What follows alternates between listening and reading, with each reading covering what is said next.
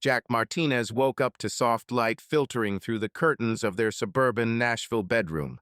The morning sun always drew streaks of gold across the wooden floor, and it was one of those little rituals he adored. He stretched, feeling the pleasant weight of the blanket, and turned on his side. Lauren, his wife, was already up. Her side of the bed was neatly made, the pillow lightly fluffed. She always got up before him, even on weekends. Jack smiled to himself. This habit of hers seemed sweet to him, almost touching. He pictured her in the kitchen, wearing her favorite gray robe, holding a cup of coffee, looking out the window at their small backyard filled with magnolia trees. Jack walked downstairs, pulling on an old Titans t-shirt he'd been wearing around the house for about 5 years. The smell of freshly brewed coffee hit his nose on the stairs, and he took a deep breath, feeling the morning becoming even more comfortable. The kitchen was the heart of their home, spacious, with white cabinets, wood countertops, and a large window over the sink. Lauren stood at the stove, stirring something in a frying pan.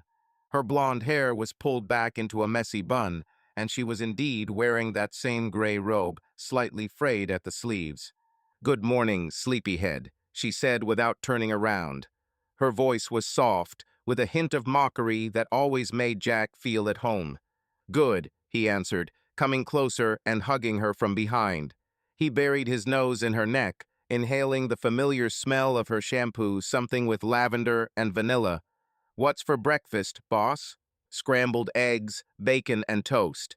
"Nothing special, but you like simplicity." She turned her head slightly, and the corner of her lips twitched into a smile. "You know me better than anyone." Jack let go of her and reached for the coffee pot, pouring himself a full mug. He took a sip, feeling the warmth spreading through his chest.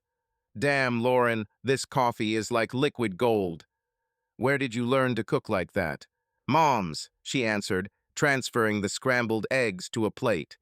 "She always said that good coffee is half of a good morning." They sat down at the table opposite each other. Jack looked at her as she spread butter on her toast. Lauren was beautiful, not flashy, not like a cover model, but quietly, naturally. Her blue eyes, slightly squinted in the morning light, and small freckles on her nose made her look like the girl next door, with whom you could be friends as a child and then fall in love. They had been married for 7 years, and Jack still sometimes found himself thinking that he was lucky. Lauren was his rock, his best friend. Well, or so he thought. "What are your plans for today?" he asked, taking a bite of toast. A crunch filled the silence of the kitchen. She shrugged, not looking up from her plate. "I'll probably go to the city. I need to pick up something from the store. Maybe I'll stop by Kate's. And you?" "I was thinking about dismantling the garage," Jack said, rubbing his chin. "It's already like a warehouse of unnecessary junk. Maybe I'll find that old grill we bought 2 summers ago and never used." Lauren grinned. "Every month you promise to dismantle the garage. I'm starting to think that you just love this chaos." "Chaos is my art." He winked at her, and she rolled her eyes, but smiled. These little teases were their habit, part of their rhythm. After breakfast, Jack walked out onto the porch with another mug of coffee. The air was warm, with a slight tang of spring. March in Tennessee was always mild, almost gentle. Their house was in a quiet neighborhood where all the houses were alike. One story, with neat lawns and mailboxes by the road. The neighbor, Mrs. Clare, waved to him as she watered her roses. Jack waved back, feeling a calmness spread in his chest. He had a stable job as a manager at a construction company, a nice house, and a wife with whom he could talk about everything. Life seemed picture perfect, like a frame from an old American film. Lauren followed, already changed into jeans and a light sweater. In her hands, she held a bag and the keys to her white Ford. "I'm going," she said, looking at him over her sunglasses. "Don't be bored without me." "I'll try." He leaned over and kissed her on the cheek. "Say hi to Kate. And don't forget about the cheese I asked for." "What other cheese?" She frowned, but there was more joke in her tone than irritation. "That sharp cheddar. You know what I mean." Okay, Cheese King." Lauren laughed and got into the car. Jack watched her drive out of the yard and waved after her. Her car disappeared around the bend, and he returned to the house, feeling the slight emptiness that always appeared when she left. Jack spent the rest of the morning in the garage. He turned on an old radio tuned to a country station and began unpacking boxes. There was everything: old tools he barely used, a couple of broken fishing rods, a box of Christmas lights they forgot to put away after last year. He found the same grill, littered with a bunch of rags, and chuckled with satisfaction. Lauren was right, he loved the chaos, but even more he loved bringing order to it, step by step. By lunchtime, he had finished half of his work and decided to take a break. Sitting on the couch with a bottle of beer, Jack turned on the TV. There was some replay of the NFL game on, and he lazily watched the game, thinking about how well everything had turned out. The work was not exhausting. The house was their little fortress, and Lauren was his person. Sometimes she seemed a little distant, but he chalked it up to her personality. She loved her little rituals: morning coffee alone, trips to a friend's house, evenings with a book on the sofa. Jack respected her space as she respected him. When Lauren returned, she was holding a supermarket bag. She threw it on the kitchen table and stretched tiredly. "Kate says hi," she said, taking off her glasses. "And yes, I bought your cheddar. Are you satisfied?" "Very." Jack walked over and looked into the bag, pulling out a piece of cheese wrapped in paper. "You are the best." "I know," she smiled, but a shadow of fatigue flashed in her eyes. Or did he imagine it? She turned away, pouring herself some water, and Jack decided to ignore it. We all have our moments, right? They spent the evening together as usual. We dined on pasta with sauce that Lauren whipped up and watched some series on Netflix where the characters always found themselves in ridiculous situations. Jack laughed at jokes. Lauren was more silent, but sometimes a smile touched her lips. Before going to bed, she went to the bathroom, and he lay in bed, listening to the water running outside the door. When she came back smelling like peppermint toothpaste, he hugged her, and she cuddled up to him like always. "Good night," she whispered. "Calm," he answered, closing his eyes. Lying in the dark, Jack thought about how lucky he was. He had a stable life, job, and home, and Lauren is a woman who seemed like the perfect wife. Sometimes she was a little colder than he was used to, but that was a minor thing. Everything was fine. At least that's what he thought. Jack turned onto the familiar gravel path leading to Ryan's auto repair. The sign above the entrance was slightly shabby. The paint on the letters had peeled off from time and the sun, but this place still looked like a second home to everyone who had ever come here. From the open gate came the sound of a radio playing something from classic rock, Lynyrd Skynyrd, I think, mixed with the metallic clanging of instruments. The smell of gasoline, oil, and heated rubber filled his nose, and Jack couldn't help but smile. He loved this atmosphere: raw, honest, real. Ryan Crawford, the shop's owner, stood next to an old Dodge pickup truck, his arms up to his elbows in the engine. His dark hair stuck out from under his baseball cap, and there was a black streak of oil on his cheek. He was wearing a faded gray t-shirt and jeans that looked like they hadn't been washed since last month. When he saw Jack, he straightened up, wiping his hands on a rag, and grinned widely. "Well, finally, Martinez. I thought you forgot the way here." Ryan's voice was hoarse, with a slight southern accent, which he picked up from living in Tennessee all his life. "Come on," Jack patted him on the shoulder, shaking his hand. "The car just hasn't broken down yet. You fixed it yourself last time." "That's because I'm a damn genius." Ryan winked and nodded towards the pickup truck. "Come on, come in. Would you like a beer? I have a couple of jars left in the refrigerator." "I won't refuse." Jack walked inside, looking around the workshop. There was always a kind of organized chaos here. Tools scattered on workbenches, tires stacked in the corner, an old calendar with a photo of some muscle car from the 70s hanging on the wall. Above Ryan's desk was a faded Confederate flag. Not that he was an ardent Southern patriot, but it was a gift from his father, and Ryan kept it for comfort. They met about 10 years ago, before Jack married Lauren. Then Jack had just moved to Nashville, got a job at a construction company, and bought a used Chevrolet, which a week later stalled right on the highway. He called a tow truck, and it brought him here to Ryan. He was then a skinny guy with long hair who had just opened his own workshop. Jack still remembered how Ryan, tinkering with the engine, said over his shoulder, "It looks like you're not one of the locals. The accent gives it away." Jack laughed and replied that he grew up in Indiana and came here for work. An hour later, the car was moving, and he and Ryan were already drinking beer, sitting on old chairs by the entrance and chatting about life. Since then, they have become friends.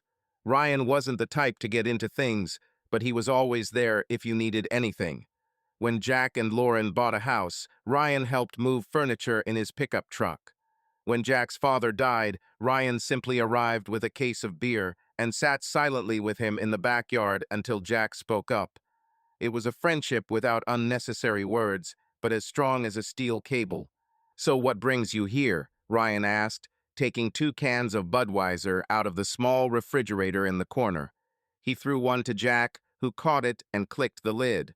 "I just stopped by." Jack took a sip, feeling the cold bitterness pleasantly burn his throat. "Lauren left on business. It's boring at home. I decided to see how you were doing." "I always have the same thing." Ryan nodded towards the pickup truck. "This old man is acting up again. The owner says he hears some kind of knocking, but I went through everything for the 3rd time and found nothing.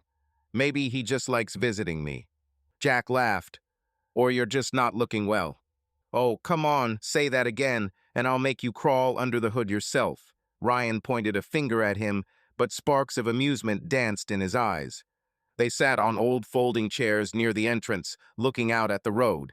A couple of cars drove by, and a dog barked somewhere in the distance. Jack leaned back, stretched his legs, and took another sip of beer. He loved this place. It was like a respite from everything. It was cozy at home. The job was stable. But here at Ryan's, there was something different. Maybe it was the feeling of freedom, or just the smell of gasoline that reminded him of his youth, when he tinkered with his father's old Ford. "How's Lauren?" Ryan asked, twirling the can in his hands. "I haven't seen her for a long time." "Okay," Jack shrugged. "Today I went to the city to visit a friend. Everything is as usual. He cooks and reads his books. You know she's calm." "Yes, she's always been like that." Ryan nodded. "I remember when you just started dating.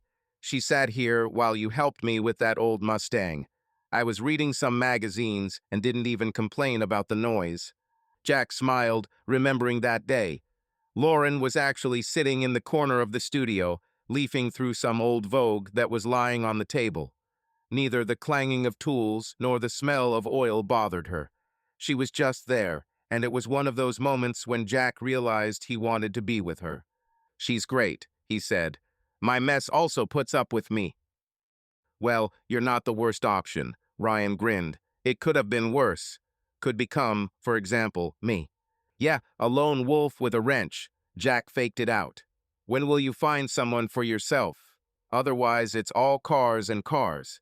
"Cars don't quarrel and don't demand flowers." Ryan took a sip of beer and looked into the distance.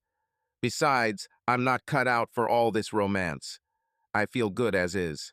"That's what you're saying now." Jack shook his head. "And then you'll meet some beauty and you'll run after her with bouquets." "I'd rather give her lube than a bouquet." Ryan laughed, and Jack joined in. Their laughter echoed through the workshop, mixing with the guitar riff from the radio.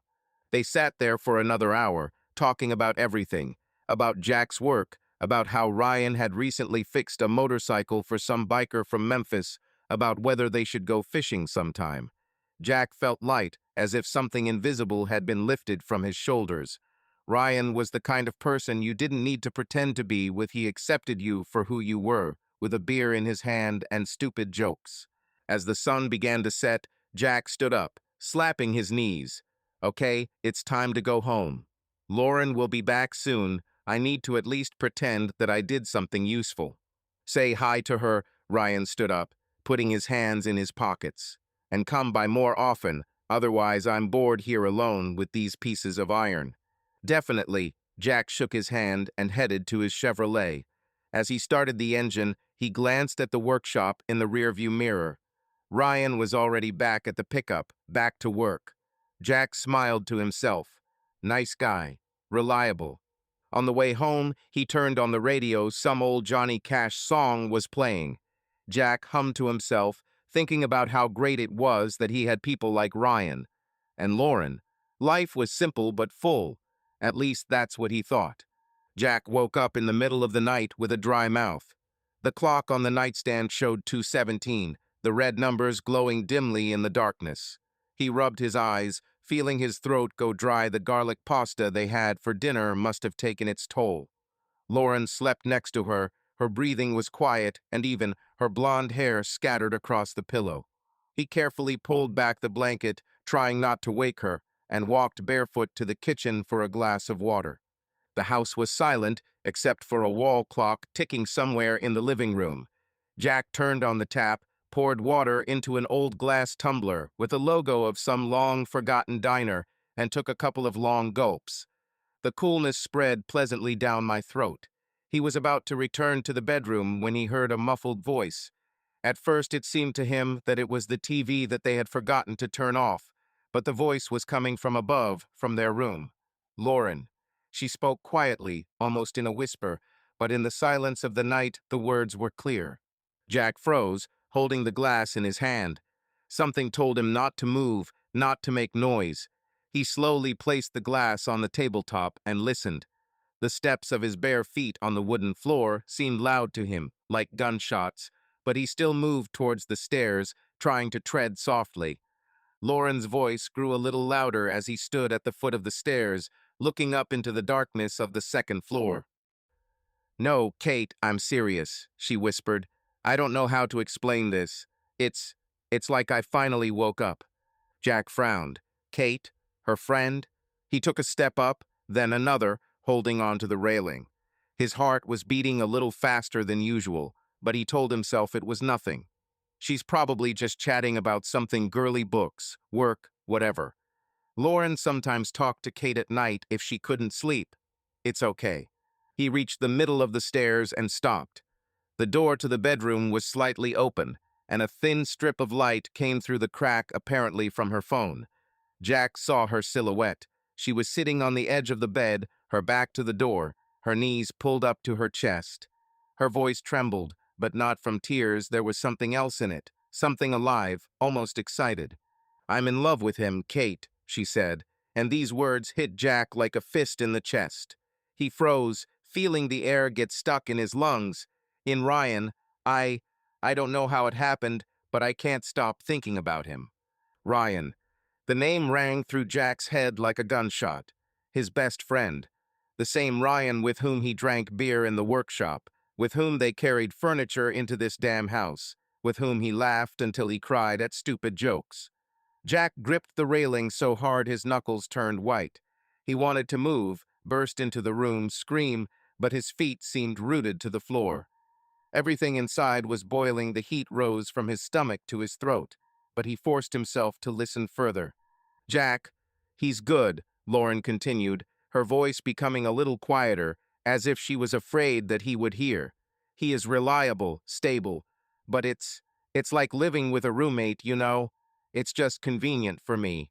I don't feel what I should feel. But with Ryan, everything is different. When I'm next to him, I'm alive. Convenient." The word cut into Jack like a knife. He stood motionless, feeling the blood pounding in his temples. Convenient? 7 years of marriage, the house they built together, dinners, trips, her smile in the morning, and all this was just convenience. He clenched his jaw, trying to swallow the lump in his throat.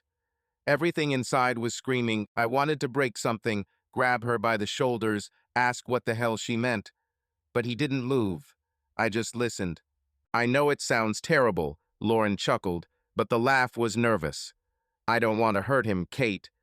Jack doesn't deserve this, but I can't pretend that nothing has changed. Every time I see Ryan, my heart races. Remember when he fixed my car a couple of weeks ago? We were just talking, and I couldn't take my eyes off him." Jack remembered that day. Lauren then said that her Ford had stalled on the road, and he called Ryan himself and asked for help. Ryan arrived, tinkered with the car, and then they all sat together in the workshop, drinking Coke. Lauren then laughed at some joke Ryan made. Her eyes sparkled, but Jack didn't attach any importance to it. Why didn't he notice? How could he be so blind? What are you going to do? Kate's voice was barely audible through the speaker, but Jack caught a note of concern. I don't know, Lauren sighed, and he heard her run her hand through her hair, a familiar gesture she made when she was nervous. I can't just take it and destroy everything. Jack, he's too good, but I can't continue to live like this. It's like I'm pretending to be someone I'm not. You're pretending. Jack closed his eyes, feeling the heat in his chest turn to cold. His hands were shaking, but he forced himself to breathe slowly, quietly. He didn't want her to hear. Not now. Not when he himself didn't understand what to do with it all. Leave. Scream. Talk to Ryan. Thoughts were confused, but one beat louder than all. She was in love with his best friend. And for her, he is just furniture in the house, a familiar background. Lauren was silent for a second, then added, I'll talk to him. Not with Jack, with Ryan. I need to see if he feels the same. If not, maybe I can get over it. Be careful, Lauren, Kate said. These are not toys. I know, she answered quietly. Good night, Kate. The conversation is over. Jack heard her put the phone on the nightstand and heard the bed creak as she lay down. Silence filled the house again, but to him it was deafening. He stood on the stairs, looking into the darkness, and felt the ground disappear from under his feet. Everything that he considered his life stability, love, trust was bursting at the seams. He walked down slowly, trying not to make a sound. In the kitchen, he sat down at the table, staring at a glass of water that he never finished. His hands were still shaking, but he clenched them into fists, trying to control himself. A storm raged inside anger, pain, disbelief. He wanted to burst into the bedroom, wake her, and demand an explanation. But something stopped him. Maybe the fear of hearing the truth in person. Maybe I hope it's a dream. Jack sat there until dawn, staring into space. When the first rays of sun broke through the curtains, he got up, washed his face with cold water, and went to make coffee as if nothing had happened. Lauren came down an hour later, sleepy, with a smile on her lips. Good morning, she said, kissing him on the cheek. Good, he answered, forcing his voice to sound even. Everything was seething inside, but he didn't show it. I haven't submitted it yet. Jack woke up the next morning with a heaviness in his chest, as if someone had placed a concrete slab on his ribs. The night brought almost no sleep. He tossed and turned, looking at the ceiling, while Lauren quietly snored next to him. Her words were still buzzing in my head like a swarm of bees. In love with Ryan, Jack is just convenient for me. Each repetition hit him harder, but he forced himself to stand up, put on a smile, and go downstairs as if nothing had changed. The coffee maker was already purring, filling the kitchen with a familiar aroma when Lauren walked in, yawning and rubbing her eyes. You're early, she said, stretching. Her voice was soft, almost affectionate, and it only twisted something inside Jack even more. I couldn't sleep, he answered, trying to make his tone sound natural. He turned to her, holding the mug in his hands, and nodded towards the stove. Would you like some scrambled eggs? Come on, she smiled, sitting down at the table and reaching for her phone. Jack glanced quickly at her fingers sliding across the screen. She was checking something, messages, social media, who knows. He turned to the frying pan, feeling a lump growing in his throat. We must control ourselves. Bye. They ate in silence.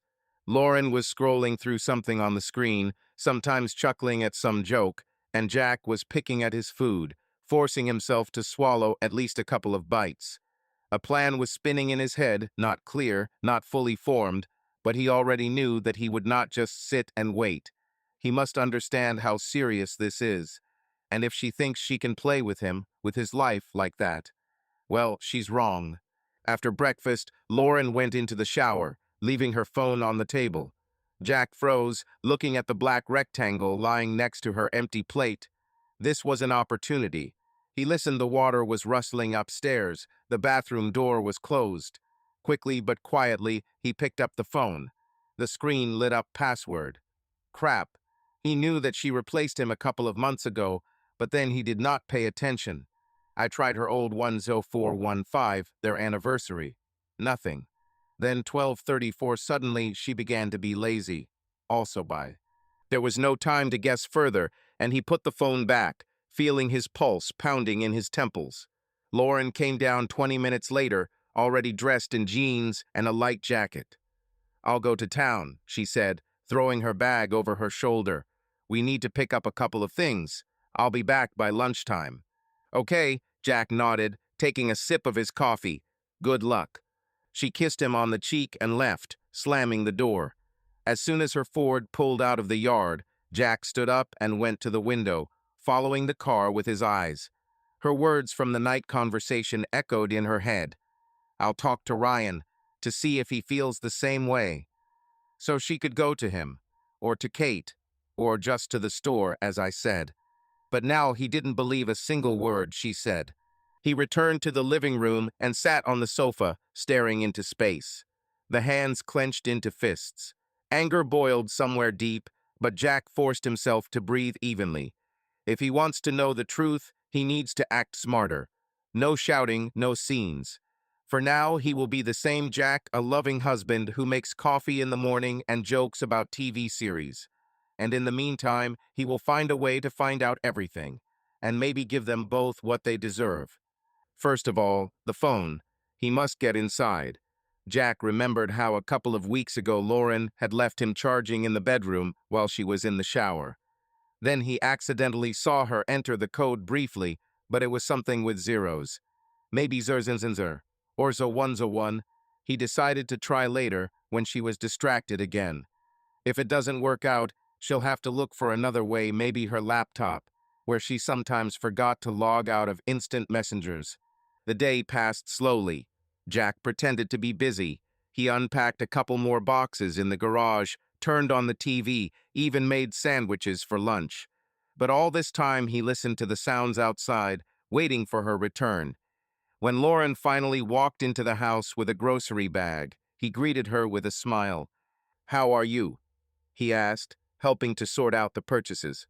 "Okay," she shrugged, pulling out a can of soup and a pack of pasta, dropped in to see Kate and chatted. "She's inviting us to dinner on Saturday, by the way." "Great idea," Jack nodded, although everything inside sank. Kate, the one who knows everything. Maybe she's in the game too. He suppressed the thought. It's too early to suspect everyone. In the evening, when Lauren went to the bathroom, he took her phone again. She left it on the kitchen table, and Jack quickly entered 0101. The screen blinked an error. Then zzzz, nothing. He cursed to himself, but then he heard the water stop making noise. Putting the phone back, he walked over to the sink, pretending to wash his mug. Lauren came out a minute later, drying her hair with a towel. "Are you okay?" she asked, looking at him with a slight squint. "Yes, I was just thinking," he smiled, although everything was burning in his chest. "A little tired." "Go to sleep," she touched his shoulder, and Jack nodded, feeling her touch burn, but not in the same way as before. At night, he lay awake, looking at her sleeping figure. Her phone was on the nightstand, and Jack decided to take another chance. Careful so the bed wouldn't creak, he reached out and took it. I tried 11:22. The screen lit up. Everything inside froze. He hit it. Quickly opening his messages, he scrolled through the chat with Kate. There was a lot of stuff there, jokes, plans, photos of some cake that Kate had baked. But one message sent last night made him stop. "I told him I'll go see you tomorrow, so if anything happens, cover for me." Kate's response was short. "Okay, but are you sure you know what you're doing?" Jack clenched his teeth. So she was lying. She didn't go to Kate. To whom? To Ryan.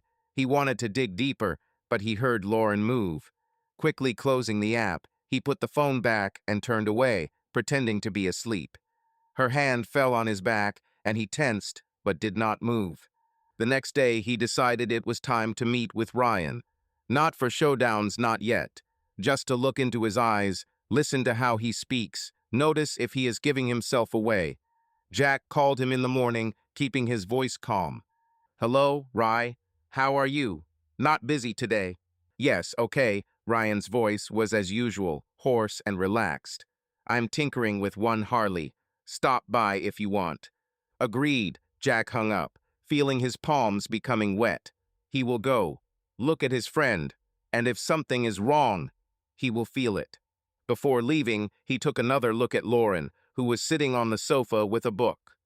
I'm going to see Ryan, he said. I'll be back in a couple of hours.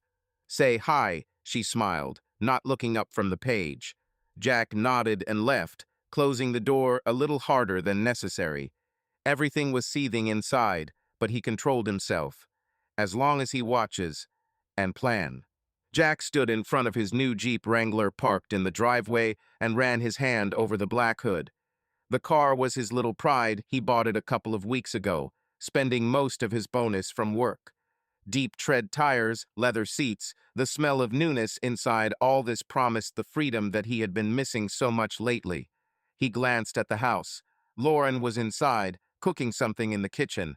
Her silhouette flashed outside the window, and Jack felt that same anger, cold and sharp, stirring inside again. But he suppressed it. Today he should be calm. The idea was born spontaneously. In the morning, while he was drinking coffee and looking at the mountains in the distance, he wanted to break out of this house, from this routine, and at the same time check on Ryan. See how he behaves alone, away from the workshop, away from Lauren, away from everything. Jack took the phone and dialed the number.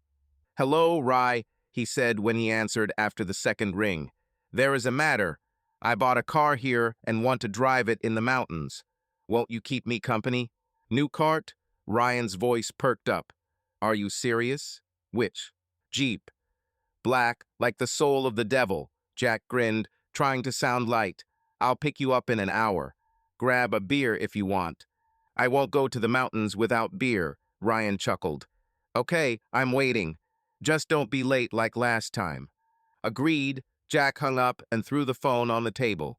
He walked into the bedroom, pulled on an old leather jacket and a Titan's cap, then went downstairs.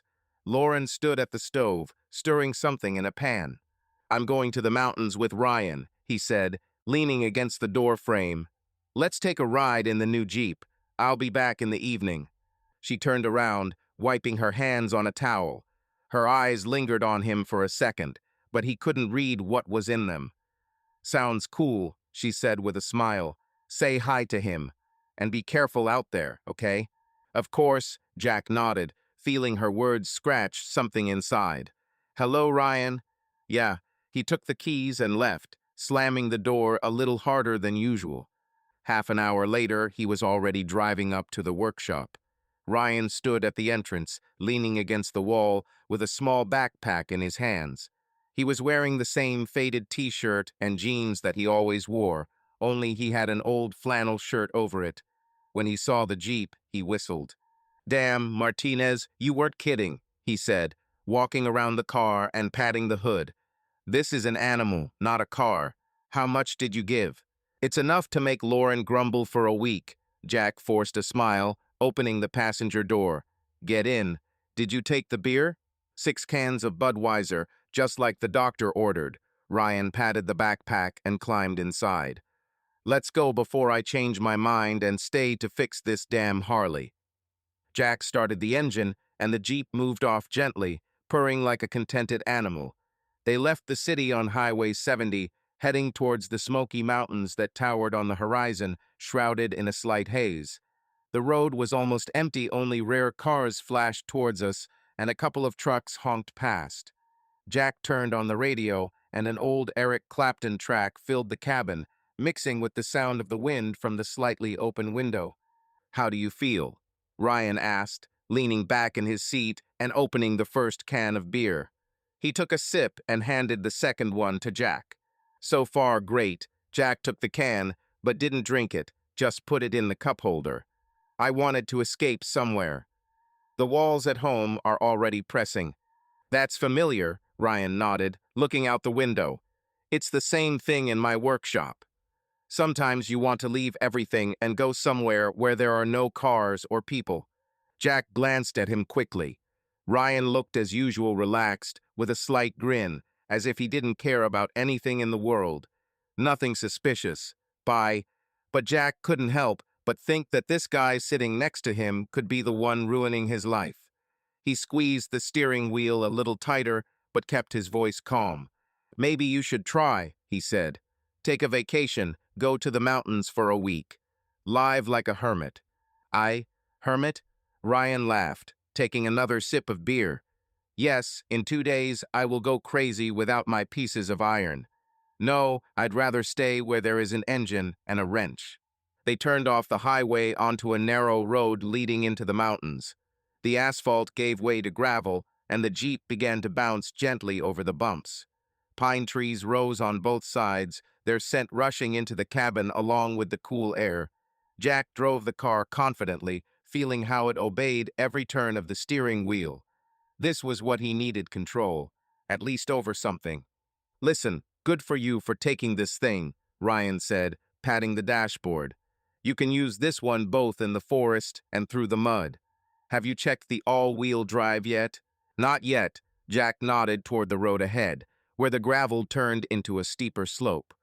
"I think we'll try now." He changed gear, and the Jeep confidently climbed up. The rocks crunched under the tires, the engine growled, and Ryan grunted approvingly. They climbed to a small plateau overlooking the valley below Green Hills, a river glistening in the sun, and the distant rooftops of Nashville, barely visible in the haze.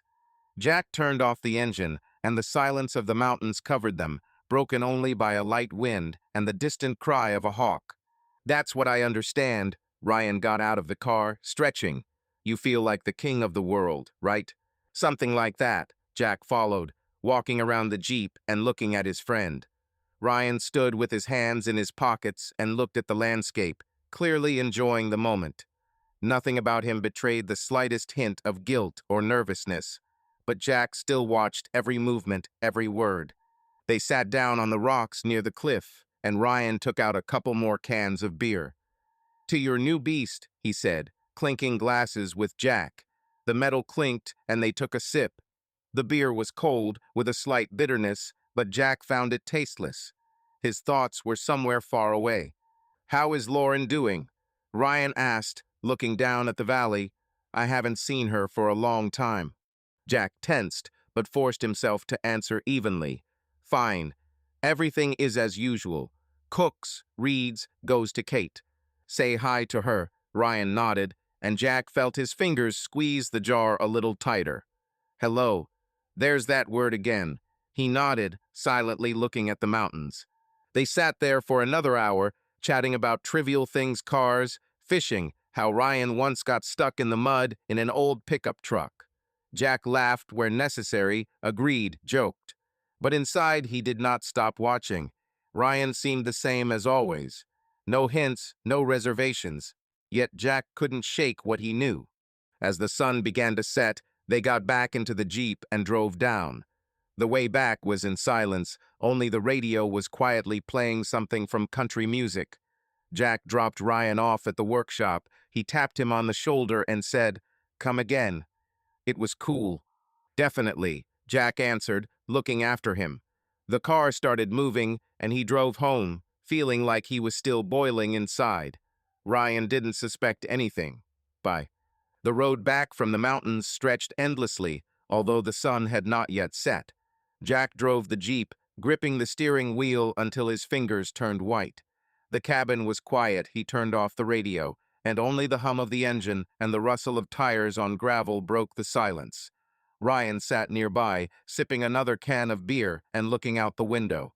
He seemed relaxed, even content, and this only added more fuel to the fire that had already been burning in Jack's chest for 2 days.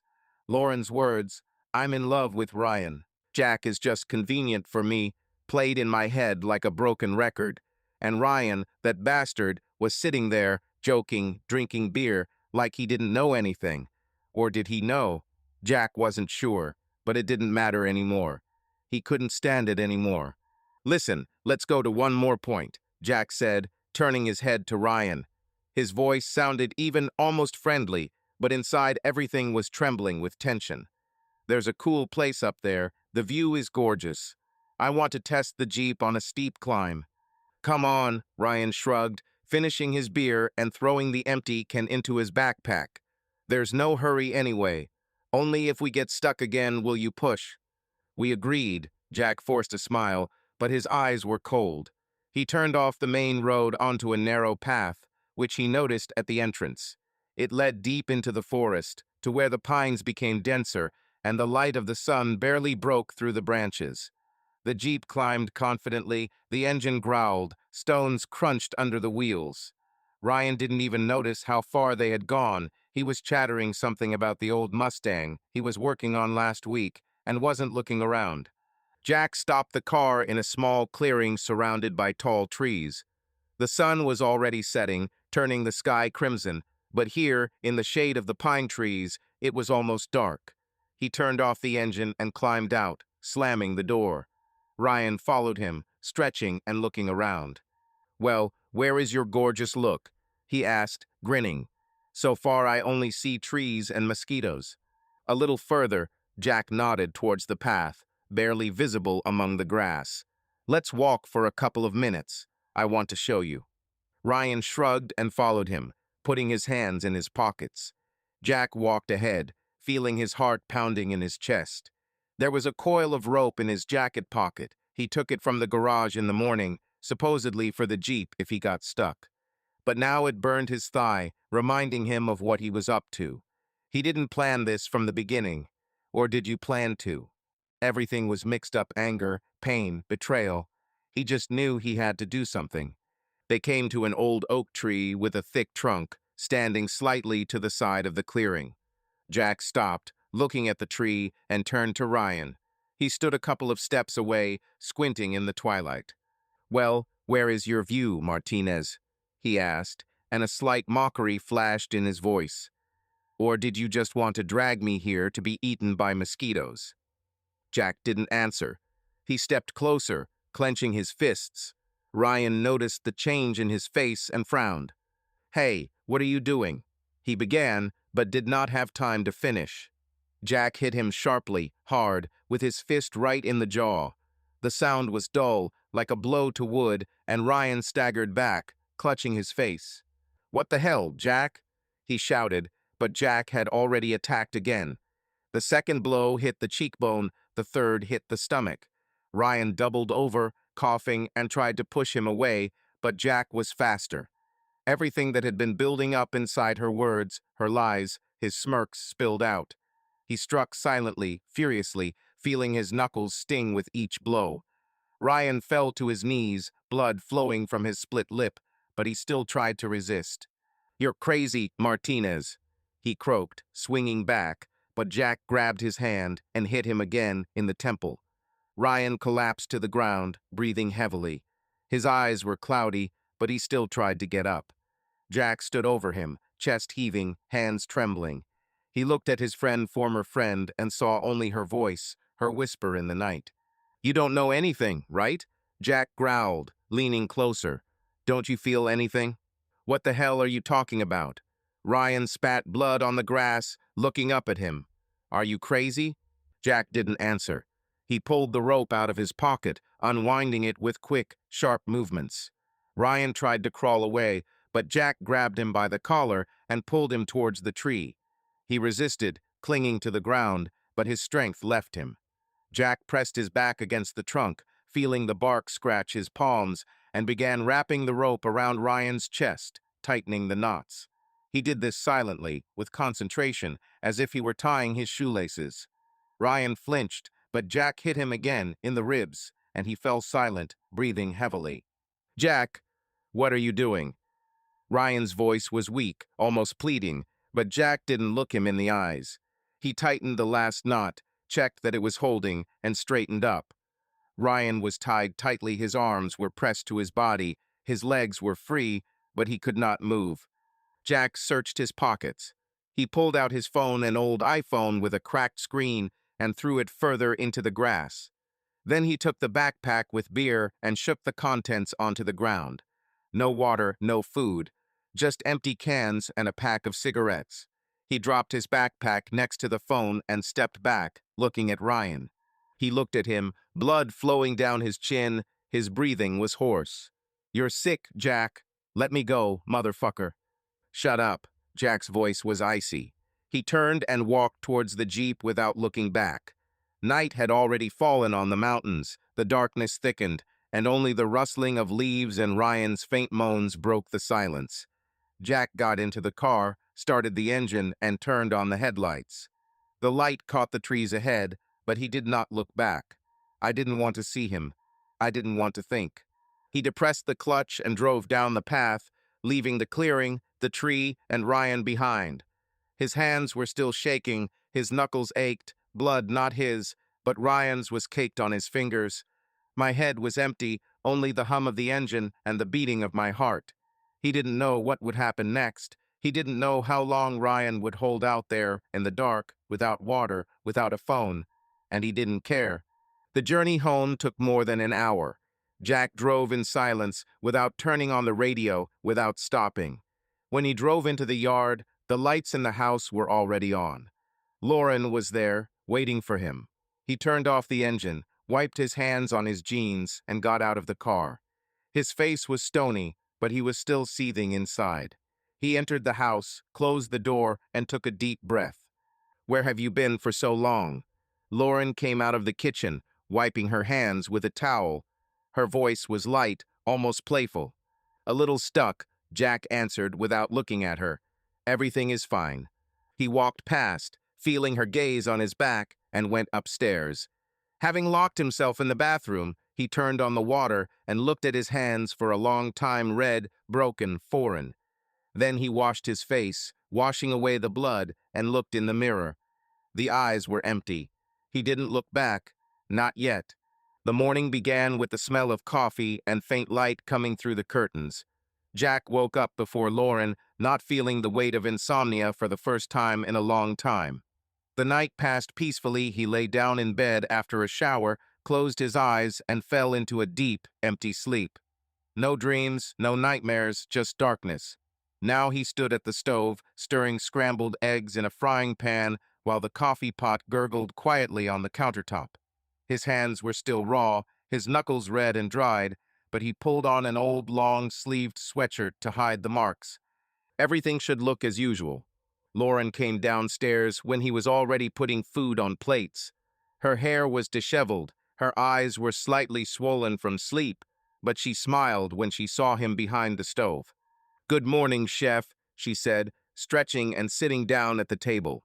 "Have you decided to pamper me today?" "Why not?" Jack turned to her with a smile, soft and warm, as if nothing had changed. He placed a plate of scrambled eggs and toast in front of her, then poured coffee into her favorite mug white, with a small heart on the side. "You know, I'm a master of simple dishes." "Master, you say?" She grinned, breaking off a piece of toast. "Well, okay, I won't argue.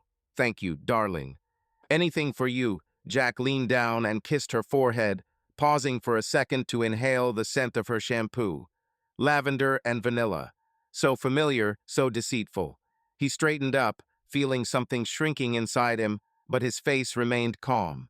He sat down opposite him, picked up his mug, and took a sip. The coffee was hot, slightly bitter, just what you needed to keep yourself under control. They ate in a comfortable silence, disturbed only by the clanking of forks and rare morning sounds outside the window. A neighbor started a lawnmower. A dog barked somewhere. Lauren looked relaxed, happy even, and it almost irritated Jack. How could she sit here, smile at him, eat his scrambled eggs after everything he had heard? But he suppressed this feeling. Today it will be perfect. Let him think that everything is fine. "How was your ride yesterday?" she asked, taking a sip of coffee and looking at him over the top of the mug. Her tone was light, curious. Jack shrugged, not looking up from his plate. "Fine. The car is a beast. It climbed into the mountains without any problems." Ryan was delighted. "We were a little late, but no big deal." "Did you say hi to me?" She smiled, and Jack felt his fingers clenching into a fist under the table. He made them relax. "Of course," he answered, looking into her eyes, as always. Lauren nodded, but something in her smile wavered. She reached for the phone lying next to her and unlocked the screen. Jack noticed how her fingers froze for a second before she started scrolling through something messages, I guess. He pretended to be busy toasting, but watched her out of the corner of his eye.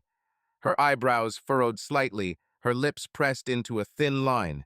Something was wrong. "Are you okay?" he asked, adding slight concern to his voice. The ideal husband always notices such little things. "Yeah, it's just." She hesitated, looking at the screen. Ryan doesn't answer. "I wrote to him last night. I wanted to ask if he could look at my car, but he was still silent." Jack swallowed a piece of scrambled egg, feeling his insides go cold. He imagined Ryan, tied to a tree, in the dark, with a broken face, without a phone. How long has he been there? 12 o'clock? Maybe more. But his voice remained level. "Well, you know Ryan," he said with a shrug. "Probably fell asleep after drinking beer or buried himself in some machine. He sometimes disappears for a day or two." "Yes, I guess," Lauren nodded, but a shadow of concern flashed in her eyes. She put the phone on the table, face down, and went back to eating. Jack looked at her, feeling strangely satisfied. Let him worry. Let him think about him. He took a sip of his coffee, hiding a slight grin behind his mug. After breakfast, he volunteered to wash the dishes while Lauren headed into the living room with a book. She gave him a grateful look, and Jack smiled back, scrubbing the plates with a sponge. The water was hot, steam rose to his face, but he barely noticed it. His thoughts were somewhere in the mountains, near that oak tree. Was Ryan alive? Maybe. He's a tough guy. But without water, without food, on a cold night. Jack shook his head, driving away the image. "It's too early to think about this. We need to keep everything under control." When he finished, he walked into the living room, where Lauren was sitting on the sofa, legs crossed and buried in a book. He plopped down next to her, throwing his arm over her shoulders, and reached for the remote control. "What are you reading?" he asked, turning on the TV and pretending to be interested. "Just some kind of novel," she shrugged, not looking up from the pages. Kate advised. "Kate knows a lot about good stories." Jack grinned, switching channels. He settled on some old Western cowboys, gunfights, dusty roads. Lauren chuckled but didn't object. They sat like that for about 10 minutes, until she suddenly put the book down and picked up the phone again. "I'll call him," she said, more to herself than to Jack. "Just checking." "Come on," he nodded, without looking up from the screen. His heart beat a little harder, but he maintained a relaxed posture. Lauren dialed the number, put the phone to her ear, and waited. Jack heard beeps long, empty, then an answering machine. She frowned and tried again. Silence. "Strange," she muttered, putting down the phone. "He always picks up the phone, even when busy." "Maybe the phone died," Jack shrugged, turning his head towards her. "Or he is somewhere where there is no connection. In the workshop, there can be a mess with the signal." "Maybe," Lauren sighed, but her fingers nervously fiddled with the hem of her sweater. Jack leaned down and squeezed her hand gently, like a loving husband. "Don't worry," he said, looking into her eyes. "He will show up. Ryan always does this." She nodded, but the anxiety did not go away. Jack let go of her hand and returned to the TV, feeling a cold calm growing inside him. Let him call. Let him search. She won't find anything. Bye. The day passed quietly. They ate sandwiches for lunch. Jack went to the garage to tinker with tools. Lauren stayed at home, either reading or checking her phone. Every time she dialed Ryan's number, Jack noticed it out of the corner of his eye. Her face became more and more tense, but she remained silent. He didn't ask. He only joked, refilled her coffee, and touched her shoulder when he passed by. Ideal husband. In the evening, she sat in the kitchen, looking out the window. Jack came up from behind, put his arm around her shoulders, and kissed the top of her head. "Everything is fine?" he asked, adding a little more warmth to his voice. "Yes, it's just." She hesitated. Ryan didn't answer. "I even wrote to Kate. She doesn't know where he is either." "We'll figure it out tomorrow." Jack shrugged her shoulders, feeling her body tense under his hands. "Maybe we'll go to his workshop and check it out." "Yes, I guess," Lauren nodded, but her voice was quiet. Jack smiled, letting her go, and went upstairs. Having locked himself in the bathroom, He looked at his hands again. The abrasions had already dried up, but the pain remained. He washed his face with cold water and stared at the mirror. Everything was going as it should. Bye. The next morning began with silence. Jack woke up first, just like yesterday, and went down to the kitchen to make coffee. A gray fog hung outside the window, enveloping their small suburban neighborhood like cotton wool. He watched the coffee pot hiss, filling the air with a bitter aroma, and felt a strange calm. Ryan was still there, in the mountains, tied to a tree, without water, without communication. How long will he last? Day? 2? Jack didn't know and didn't want to know. While everything was going according to plan, Lauren did not suspect anything, and he held her in his hands like a puppet on strings. She came down half an hour later, barefoot, wearing an old t-shirt and with disheveled hair. Her face was paler than usual. There were shadows under her eyes. It looked like she hadn't slept well. Jack noticed this immediately, but instead of the usual concern, something dark, almost contented, stirred in him. He smiled at her, broadly and warmly, like a loving husband. "Good morning, sleepyhead," he said, placing a mug of coffee in front of her. "You look like you've been reading your novels all night." Not really. Lauren took the mug, clasped it with both hands, and took a small sip. Her voice was quiet, slightly hoarse. I couldn't sleep. I keep thinking about Ryan." "Yes." Jack leaned against the tabletop, crossing his arms. He looked at her, keeping his gaze soft, but everything inside was tense. "Well, he's a tough guy. He probably just went on a spree somewhere. Or I lost my phone." "Maybe," she shrugged, but her fingers nervously fiddled with the hem of her t-shirt. "It's just strange. He always answers." Jack nodded as if in agreement and turned to the stove. "Would you like some pancakes?" he asked, taking out a bowl and a bag of flour. "Since the morning is so gloomy, let's sweeten it up." "Come on," Lauren smiled faintly, but her eyes remained somewhere far away. Jack began to knead the dough, glancing briefly at her. She sat looking into her mug and was silent. It was time to start. "You know," he said, stirring with a whisk, as if casually, "yesterday, while driving home, I was thinking, have you ever wondered what it would be like to be stuck somewhere alone, in complete darkness?" Lauren looked up, frowning. "What do you mean?" "Well, imagine," Jack shrugged, not looking up from the bowl. His voice was light, almost thoughtful. "Somewhere in the mountains, for example. No light, no sound, just you and silence, and no one knows where you are." She fell silent, looking at him. Her fingers froze on the mug. "It's a strange thought," she finally said, smiling slightly, but a shadow of doubt flashed in her tone. "Why are you suddenly talking about this?" "I just remembered how Ryan and I rode yesterday." Jack smiled, pouring the dough into a hot frying pan. The pancakes sizzled, and the smell of oil filled the kitchen. "There are places where you can get lost and not get out. I wonder what a person feels at such a moment." Lauren didn't answer immediately. She looked at him, narrowing her eyes slightly, as if she was trying to understand whether he was joking or not. Jack flipped the pancake, not looking at her, but feeling her gaze. Let him think. Let him guess. They ate in relative silence. Lauren picked at the pancakes, spreading jam on them, but didn't eat much. Jack joked about the weather, about the neighbor's dog, which again dug a hole in the fence, and she answered with a weak smile. But he saw that her thoughts were elsewhere. After breakfast, she picked up the phone and dialed Ryan's number again. Jack washed the dishes, listening to the beeps. Autoresponder. She sighed and put the phone on the table. "Maybe we can go to his workshop," she suggested, looking at Jack. "We'll just see if he's there or not." "Good idea," Jack nodded, wiping his hands with a towel. "But come on a little later. I have some work to do in the garage while you rest. If anything, I'll drop by to see him myself after lunch." "Okay," Lauren shrugged, but her voice was hesitant. She went into the living room, and Jack remained in the kitchen, looking after her. He felt the strings in his hands tighten. It was time to pull harder. During the day, he tinkered in the garage, sorting out old boxes and pretending to be busy. Lauren was sitting on the couch with a book, but he noticed that she barely turned the pages. The phone lay nearby, and she checked it every now and then, frowning.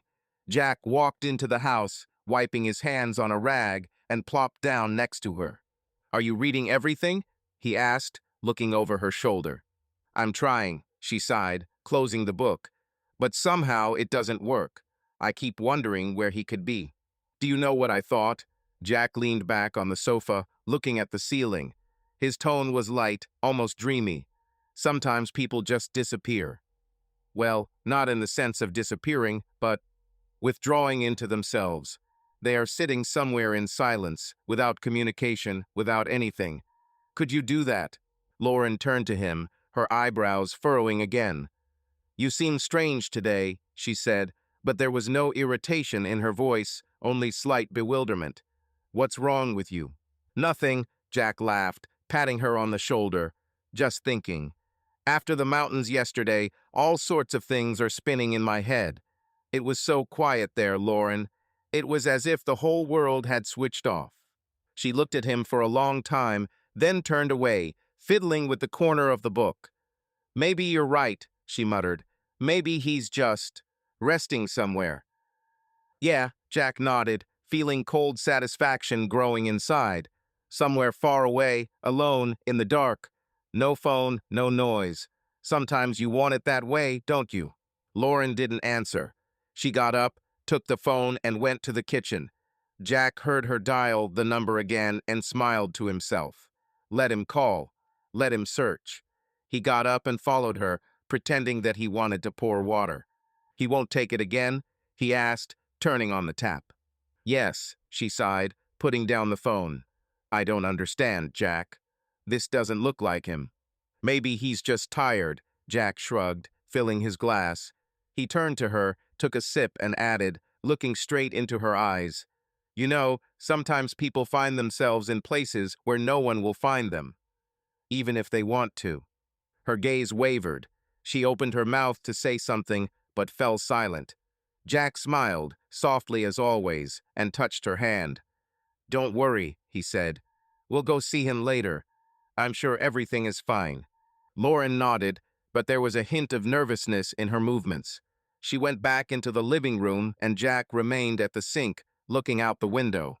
The fog still hung over the yard, hiding the neighboring houses. He felt how she began to rush about, how her anxiety grew, and that was exactly what he wanted. In the evening, they dined on pasta, which he prepared. Jack joked, told some nonsense about work, but from time to time he threw in his own phrases. "I wonder how long a person can last without water," he said, pouring her wine. Or, "Would you be able to scream if no one heard?" Lauren looked at him more and more often. Her smile became strained, but she did not say anything. "I just checked my phone over and over again." Before going to bed, he hugged her, pressed her to him as before, and whispered, "Good night. Don't think about anything unnecessary, okay?" "Calm," she answered quietly, but her body was tense. Jack lay down, closed his eyes, and smiled in the darkness. The strings were getting tighter and tighter. Tuesday morning started with rain. Small drops knocked on the windows, leaving blurred paths on the glass, and the sky was heavy, leaden gray. Jack woke up to the sound of water running in the bathroom. Lauren was already up. He lay looking at the ceiling and listened to her movements. She was there longer than usual, and this alarmed him. Yesterday's phrases, which he threw at her like stones into water, seemed to have begun to come into circles. He felt it in her gaze, in her tense smiles.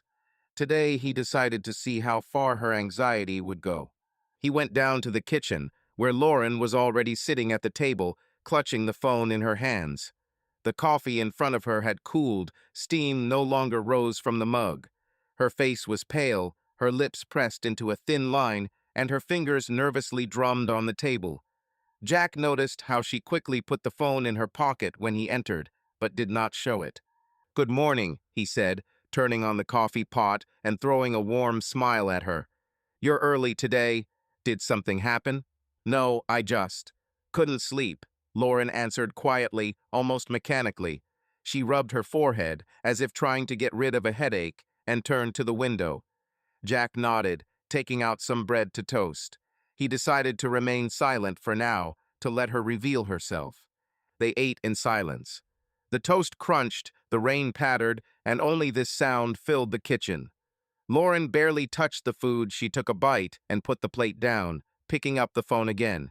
Jack watched as she opened her messages, typed something, then erased it and started again. Her movements were sharp, almost convulsive. He took a sip of his coffee, watching her out of the corner of his eye. "Everything is fine?" he asked finally, putting the mug on the table. His voice was soft, with a slight note of concern. Lauren flinched, as if he had taken her by surprise. "Yeah, it's just." She hesitated, looking at the screen. Ryan didn't answer. "I wrote to him in the morning and called him. Nothing." Jack frowned, pretending to be thoughtful. "Strange. Maybe he's really out of touch somewhere. In the mountains, for example, there is no signal at all." She looked at him quickly, too quickly, and a hint of panic flashed in her eyes. "In the mountains?" she asked again, and her voice trembled. "Well, yes," Jack shrugged, as if it were a random thought. "We rode there with him. There are such places where the phone is just a brick. Maybe he decided to stay and go fishing or something." Lauren clutched the phone until her knuckles turned white. "He would say," she muttered, more to herself than to him. "He always talks when he leaves." Jack nodded, hiding his cold grin behind his mug. He stood up to pour himself more coffee and said over his shoulder, "You're really worried about him, aren't you? Something serious?" She froze. Her gaze darted to him, then back to the phone.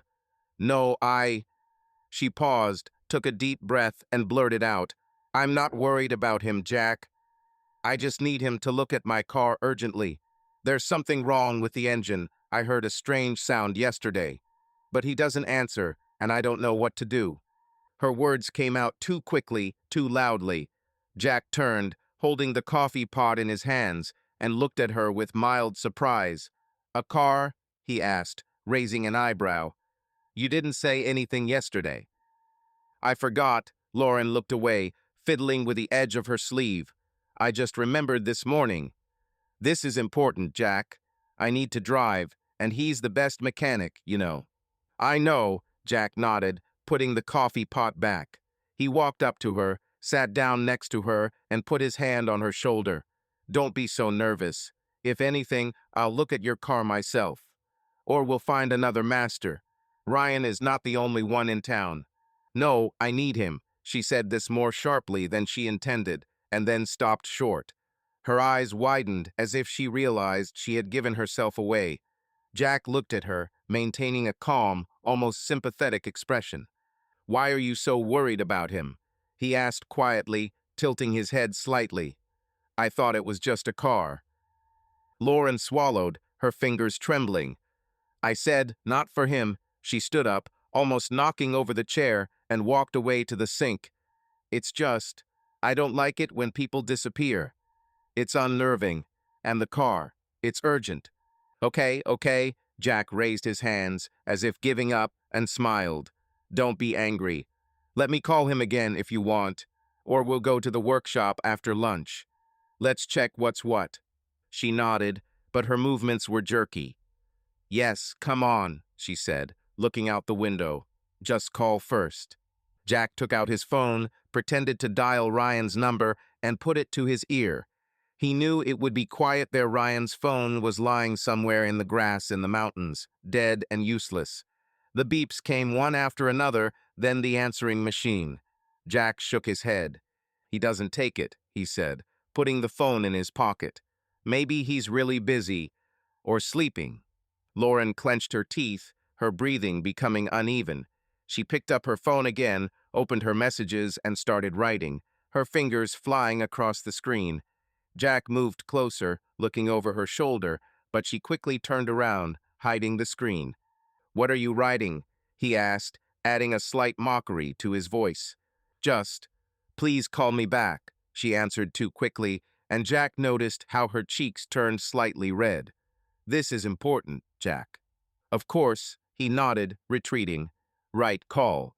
I'm going to the garage now and see what we have there with the tools. If anything, shout." He went out, leaving her in the kitchen, but stopped outside the door, listening. Lauren dialed the number again, beeps, silence, answering machine. Then again, he heard her curse quietly, almost in a whisper, and threw the phone on the table. Her steps became chaotic. She walked back and forth, muttering something under her breath. Jack smiled to himself and went into the garage. There he sat on an old chair, looking at the Jeep. The car stood quietly, black and shiny, a reminder of what he had done. He ran his hand over his broken knuckles. The pain was tolerable, almost pleasant. Lauren was panicking, and that was exactly what he wanted. Let him rush about. Let him lie about the car. He knew the truth. An hour later, he returned to the house. Lauren sat on the couch, legs crossed, looking at her phone. Her eyes were red, as if she was holding back tears. Jack came over, sat down next to her, and put his hand on her knee. "Well, did you answer?" he asked, softly, as if he was really worried. "No," she shook her head, her voice trembling. "I called 10 times. I wrote. Nothing. This is not normal, Jack." "Maybe he went somewhere," Jack shrugged, looking into her eyes. "You know how it happens. People sometimes just disappear." She shuddered and looked at him sharply. "What do you mean?" she asked, her tone a mixture of fear and irritation. "Nothing," he smiled, squeezing her knee. "Just calm down. We'll find him. Or he will show up himself." Lauren turned away, swallowing. Her hands were shaking, but she was silent. Jack stood up, patted her on the shoulder, and went into the kitchen, feeling a cold triumph growing inside. She was falling apart, and he was the reason for this. The rain stopped in the evening, leaving behind dampness and the smell of wet earth. Jack spent the day at home, pretending to be busy with small tasks, fixing a leaky faucet in the bathroom, sorting out old magazines in the living room.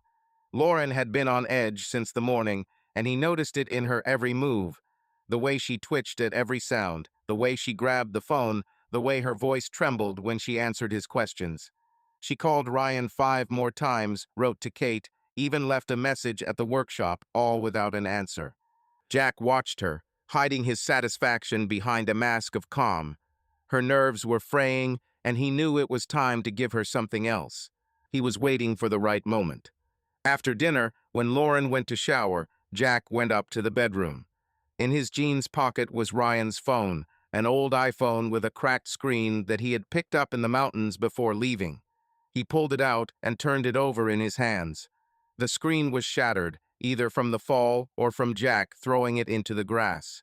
The battery was long dead, but he charged it this morning using an old cable in the garage, just to make sure it was still recognizable. This was her chance to break, and his chance to see how far she would go. Jack placed the phone on the bed, right on her side, on top of the white blanket. The broken screen glittered in the lamplight, black cracks spreading like a cobweb from the corner. He stepped back, looking around the scene. Everything looked natural, as if someone had accidentally left him there. Then he went downstairs, turned on the TV, and sat on the sofa, sipping a beer. The sound of water from the bathroom died down, and he heard her footsteps on the stairs. Lauren walked into the bedroom, drying her hair with a towel. She was in a robe, barefoot, and seemed almost calm until she looked at the bed. Jack waited downstairs, listening. At first, there was silence, long, heavy. Then he heard a sharp breath, almost a sob, and the sound of a falling towel. Her steps became fast, panicky. She muttered something quietly, but desperately. Jack put the beer on the table and went upstairs, keeping his face relaxed and with a slight smile. He entered the bedroom and saw her. Lauren stood by the bed, holding Ryan's phone in both hands. Her fingers trembled so much that he almost slipped out. The face was white as chalk, the eyes were wide open, the breathing came out in short, convulsive bursts. She stared at the broken screen as if it were a ghost and didn't notice Jack until he spoke. "Have you lost something?" he asked, leaning against the doorframe. His voice was soft, with a slight mockery, and his smile was warm, almost good-natured. Lauren jumped, dropping her phone on the bed, and turned to him. Her chest rose and fell too quickly, as if she couldn't get enough air. "Jack," she breathed, and her voice broke. This is his phone." Raina. Whose? Jack frowned, pretending that he didn't understand. He stepped closer, looking at the bed. Oh, this one? Where did he come from here? I don't know, Lauren almost screamed, stepping back. Her hands grabbed the robe, squeezing the fabric. He, he was just lying there. Jack, it's his phone. I know it's his. Why is he here? Hush, hush. Jack approached her, raising his hands as if calming a child. Jack took the phone from her hands and turned it over as if seeing it for the first time. Strange, he said, thoughtfully rubbing his chin. Maybe he left it when we were riding. I told you we weren't stuck for long. It probably fell out of his pocket in the Jeep, but I didn't notice. He doesn't answer. She closed her eyes, shaking her head. Tears flowed down her cheeks, leaving wet trails. She clutched the blanket. Her body began to tremble. Jack looked at her, feeling her fear fill the room. It was a panic attack, something he'd seen before when her father had been in an accident a couple of years ago. Then she, too, was choking, crying, and could not stop. It is worse now. He put his hand on her shoulder and squeezed it lightly. She shook her head, her breathing ragged, like that of a hunted animal. No, no, something is wrong. I know, I feel. How do you feel? Jack narrowed his eyes, but left his voice soft. It's because of the car, right? You said you need it for your Ford.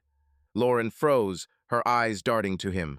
She swallowed, trying to pull herself together. Yes, a car, she muttered, but the words sounded empty, like a bad lie. It's just, I need him. I don't know what to do. Everything will be fine, Jack smiled, stroking her back.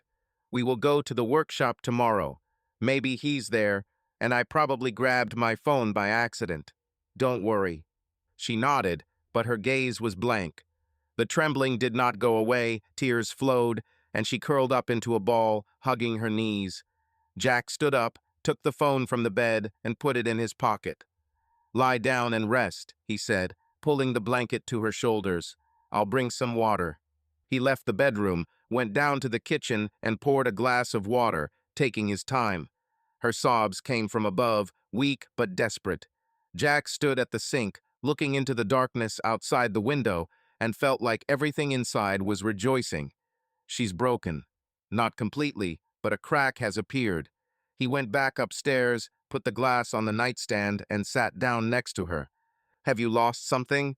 He asked again, with the same soft smile, looking at her tear-stained face. Lauren looked at him, her eyes filled with horror. Jack, she whispered, but her voice broke. She turned away, buried herself in the pillow, and fell silent. He stroked her head like a child and stood up. Sleep, he said quietly. Everything will work out. Jack left, closed the door, and went downstairs. On the sofa, he finished his beer, looking at the TV, where some old movie was playing. Ryan's phone was in his pocket, warm from his body. Lauren was upstairs, crushed, and he was here in complete control. The Smoky Mountains were silent for 3 days when a Tennessee sheriff's trooper received a call. Some tourists, wandering along the trails in search of rare birds, came across a strange picture. A man tied to a tree, barely alive, with a broken face and dry lips. Patrolman Bradley Thompson, a stocky guy in his 30s who was accustomed to drunken fights and lost dogs, rode to the scene with his partner, expecting another domestic nonsense. But what he saw made him stop. Ryan Crawford was hanging from a rope wrapped around an old oak tree. His head hung on his chest, his dark hair was matted with sweat and blood, his arms were pressed to his body, and his legs lay limp on the ground. The face was a complete mess, bruises, abrasions, a broken lip. One eye was completely swollen shut. Clothes are torn, jeans are covered in dirt and blood stains. He looked like a man who had been left for dead, and by the looks of it, he almost succeeded. Thompson moved closer, feeling his stomach tighten. Hey, are you alive? He shouted, taking the walkie-talkie from his belt. Ryan stirred, making a faint wheeze. His head slowly rose, and his other eye, clouded with pain, stared at the patrolman. Help, he whispered, barely moving his lips. The voice was dry, like autumn leaves underfoot. Hold on, we'll get you out now, Thompson nodded to his partner, and he ran to the car for a knife and a first aid kit. They cut the rope and carefully lowered Ryan to the ground. He collapsed like a sack, breathing heavily. His partner, a young guy named Cody, poured water from a bottle onto his lips, and Ryan swallowed greedily, coughing and choking. "Who did this?" Thompson asked, sitting down next to him. "Can you talk?" Ryan nodded, raising his head with difficulty. "Jack," he croaked. "Jack Martinez. He beat me, tied me up, left me." Thompson frowned as he wrote the name down on his notepad. "Jack Martinez? Is this your friend?" "A friend was—" Ryan coughed, water running down his chin, mixing with the blood. "We were riding in the mountains. He attacked. For no reason." The patrolman exchanged glances with Cody. The story sounded wild. A friend beat you up and left you to die in the forest without a motive. Thompson had seen all sorts of things in his 7 years of service, but this was like the delirium of a dying man. "You are sure?" he asked. "Maybe someone else? You spent 3 days here. You could get confused." "No." Ryan clenched his teeth, his voice becoming a little harder. "It was him. I know. He beat me, tied me up, took the phone." "Okay, we'll figure it out." Thompson stood up, calling an ambulance on the radio. "The main thing is to hold on. The doctors will be there soon." The ambulance arrived half an hour later. Ryan was loaded onto a stretcher and hooked up to Enrollment 4. He was dehydrated, exhausted, with broken ribs and a concussion, but alive. At the Nashville hospital, he was revived. His wounds were washed, and an X-ray was taken. By evening, he could already speak coherently, although his voice was still trembling and his eyes were haunted. Thompson came into the room with a notepad, sat down next to him, and turned on the recorder. "Tell me everything from the beginning," he said, looking at Ryan. "What's happened?" Ryan lay connected to the monitors, pale, with bruises that appeared even brighter on his white skin. He took a deep breath and began. "Jack and I went to the mountains, in his new Jeep. On Saturday. Everything was fine. We drank beer, chatted. Then he suggested we go somewhere else. He said the view was beautiful there." He fell silent, swallowing. "We got out of the car, went to the tree, and he just attacked me." "For no reason?" Thompson narrowed his eyes. "Did you just pick it up and hit it?" "Yes." Ryan nodded, his hands clenched into fists on the sheet. "I don't know why. He hit. Hard. I fell, tried to fight. But he was like an animal. Then he tied me with a rope, took the phone, and left." "Are you sure it was Jack Martinez?" asked the patrolman, tapping his pen on his notepad. 3 days without water, in the dark. People get confused. "It was him." Ryan raised his voice as high as he could.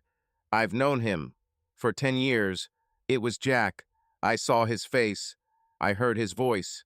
Thompson wrote it down, but doubt flashed in his eyes. "Okay, let's say. Why did he do this? Have you had any quarrels? Debts? Something personal?" "I don't know." Ryan shook his head, and tears flashed in his eyes. "Everything was fine. We are friends. He was just crazy. I thought I was going to die there." "Okay." Thompson turned off the recorder. "We'll check. You rest for now." The patrolman left the room, calling the base on the radio. They found a name: Jack Martinez, 34, a manager at a construction firm, married, living in a Nashville suburb. No convictions, no complaints. Clean as glass. Thompson sent a request for questioning, but questions were already swirling in his head. Ryan's story sounded crazy. A friend suddenly attacks, beats him to a pulp, ties him to a tree, and drives off. Without a motive. No evidence. There was no phone found, just empty beer cans and tire tracks that could have been anyone's. The rope is ordinary, from any hardware store. There are no prints. The rain washed everything away. The next day, Thompson and Cody went to see Jack. They knocked on the door of the neat one-story house, and a minute later a man answered, tall, with dark hair, wearing an old Titans t-shirt. He looked calm, even friendly. "Jack Martinez?" Thompson asked, showing his badge. "Yes, it's me." Jack nodded, frowning slightly. "What's the matter, officer?" "We found your friend, Ryan Crawford," Thompson said, watching his reaction. "In the mountains. He was beaten and tied to a tree. He says it was you." Jack froze for a second, then opened his eyes wide. "What?" he asked again, and there was sincere surprise in his voice. "Ryan? Beaten up? God, we were just riding on Saturday. Everything was fine." "Did he seriously say that?" "Seriously," Thompson nodded. "He says you attacked him for no reason." "This is true?" "Of course not." Jack shook his head, retreating into the house and gesturing for them to enter. "We've been friends for 10 years. I took him home after the mountains, and he was fine. Maybe someone attacked him later. I don't know." "He claims it happened in the mountains," Cody chimed in, crossing his arms. "Were you two there?" "Yes, but nothing like that happened." Jack sat on the sofa, rubbing his neck. "We drank beer, looked at the view, then went back. I dropped him off at the workshop. This is all." Thompson wrote it down, but already had doubts inside. Jack looked confused, sincere. No traces of nervousness, no reservations. And Ryan? 3 days without water, shock, injuries. He could have made a mistake. Or make it up. There was no evidence, no blood in the Jeep, no witnesses. Only words against words. "We'll check your car," Thompson said, standing up. "And we'll also talk to Ryan. If you remember anything, call." "Of course," Jack nodded, walking them to the door. "I hope he's okay. This is just crazy." The patrolman left, leaving him alone. In the hospital, Ryan lay looking at the ceiling. He told everything he remembered, but the doctors whispered about hallucinations, and the police shook their heads. Lauren sat in the kitchen, staring at the empty bottle of whiskey on the table. The glass glittered in the dim light of the lamp, reflecting her haggard face. Nearby lay a pack of cigarettes, cheap Marlboros, which she bought in the supermarket that morning, although she had not smoked for 5 years. The ashtray was full of cigarette butts. The air was saturated with acrid smoke, mixing with the smell of alcohol. The clock showed 3 in the morning, but she did not sleep. She could not. Her eyes were red, her eyelids were heavy, but every time she closed them, Ryan's broken phone, his empty look, his silence appeared in front of her. She took the bottle and shook it, hoping for the last drops, but there was nothing left. With a quiet groan, Lauren leaned back in her chair, holding the cigarette between her fingers. Her hand shook as she brought it to her lips and took a deep drag. The smoke burned her throat, and she coughed, but it was better than silence. The silence pressed like a concrete slab, and in it she heard only her thoughts. "Ryan left me. He disappeared. He doesn't want to see me." And now Jack, her Jack, who had always been her rock, was acting like he knew something he wasn't saying. It all started after she found the phone. A day had passed since then, but Lauren couldn't get his smile out of her head, soft, almost affectionate, when he asked, "Did you lose something?" It wasn't just weird, it was creepy. He looked at her as if he saw right through her, and every glance, every word now seemed like a trap to her. She tried to hold on, to pretend that everything was fine, but her nerves were giving in.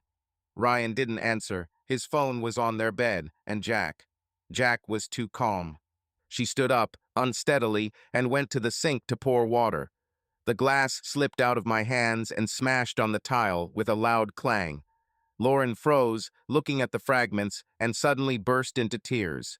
Tears streamed down her cheeks, hot and salty, and she clenched her fists, digging her nails into her palms. "Where are you, Ryan?" she muttered, breathless. "Why are you silent? What have I done?" Jack came downstairs a few minutes later, attracted by the noise. He was wearing an old t-shirt and shorts. His hair was disheveled, but his eyes were clear, as if he had never slept. Lauren stood at the sink, shaking, cigarette in hand, and didn't even turn around when he entered. "What's happened?" he asked, stopping at the door. His voice was soft, with a hint of concern, but Lauren heard something else in it, cold, almost mocking. "I broke the glass." She wiped her face with her sleeve without looking at him. "Go to bed, Jack. Everything is fine." "It doesn't look normal." He stepped closer, looking around the kitchen, the bottle, the ashtray, her shaking hands. Do you drink? Do you smoke? Lauren, you quit this 100 years ago. What do you care about? She turned sharply, her voice breaking into a scream. I can do what I want. Leave me alone. Jack raised his hands as if in surrender, but the corners of his lips twitched into a smile. Okay, okay, just asked. Are you sitting here all night? Yes, Lauren took a drag on her cigarette, exhaling smoke in his direction. Her eyes were full of tears, but she tried to hold on. I can't sleep. And what? Will you control me now? No, he shrugged, sitting down at the table. It's just strange. You're talking about Ryan, right? She froze, the cigarette hovering near her lips. Her heart began to beat faster, and her throat became dry. What did you say? She whispered, looking at him. Well, you're worried that he's not answering. Jack leaned forward, resting his elbows on the table. His tone was light, almost casual. I see. You haven't found a place for yourself since you found his phone number. Lauren swallowed, trying to find the words. I don't. It's not because of him. He turned and went upstairs, leaving her alone. Lauren sank to the floor, hugging her knees with her hands. Her body trembled, sobs burst from her chest. She grabbed the phone and dialed Ryan's number for the 100th time. Beeps, silence, answering machine. Then she threw him on the floor, covering her face with her hands. Where are you? She sobbed. Why did you leave? Upstairs, Jack lay in bed, staring into the darkness. He heard her crying, her steps, the creaking of the chair when she sat down at the table again. She drank, smoked, broke down, and he knew why. But he lay quietly, with his eyes closed, feeling how everything was going according to his plan. By morning found Lauren in the kitchen, with an empty pack of cigarettes and a new bottle, this time of cheap wine from the pantry. She didn't sleep, didn't eat, just drank and looked out the window, where the rain gave way to a gray haze. Jack came downstairs, fresh, in a clean shirt, and glanced at her. The day dragged on slowly, as if time stood still in the gray darkness outside the window. Lauren sat on the couch, clutching an empty wine bottle that she hadn't put away since yesterday. Her eyes were red, her eyelids were swollen from tears and lack of sleep, and her fingers still smelled of cigarette smoke, although the pack had long since expired. She didn't eat, didn't wash, just drank and stared into space, trying to drown out the buzzing in her head. Ryan didn't answer. Jack was acting strange, and her world, which had seemed stable a week ago, was collapsing like a house of cards.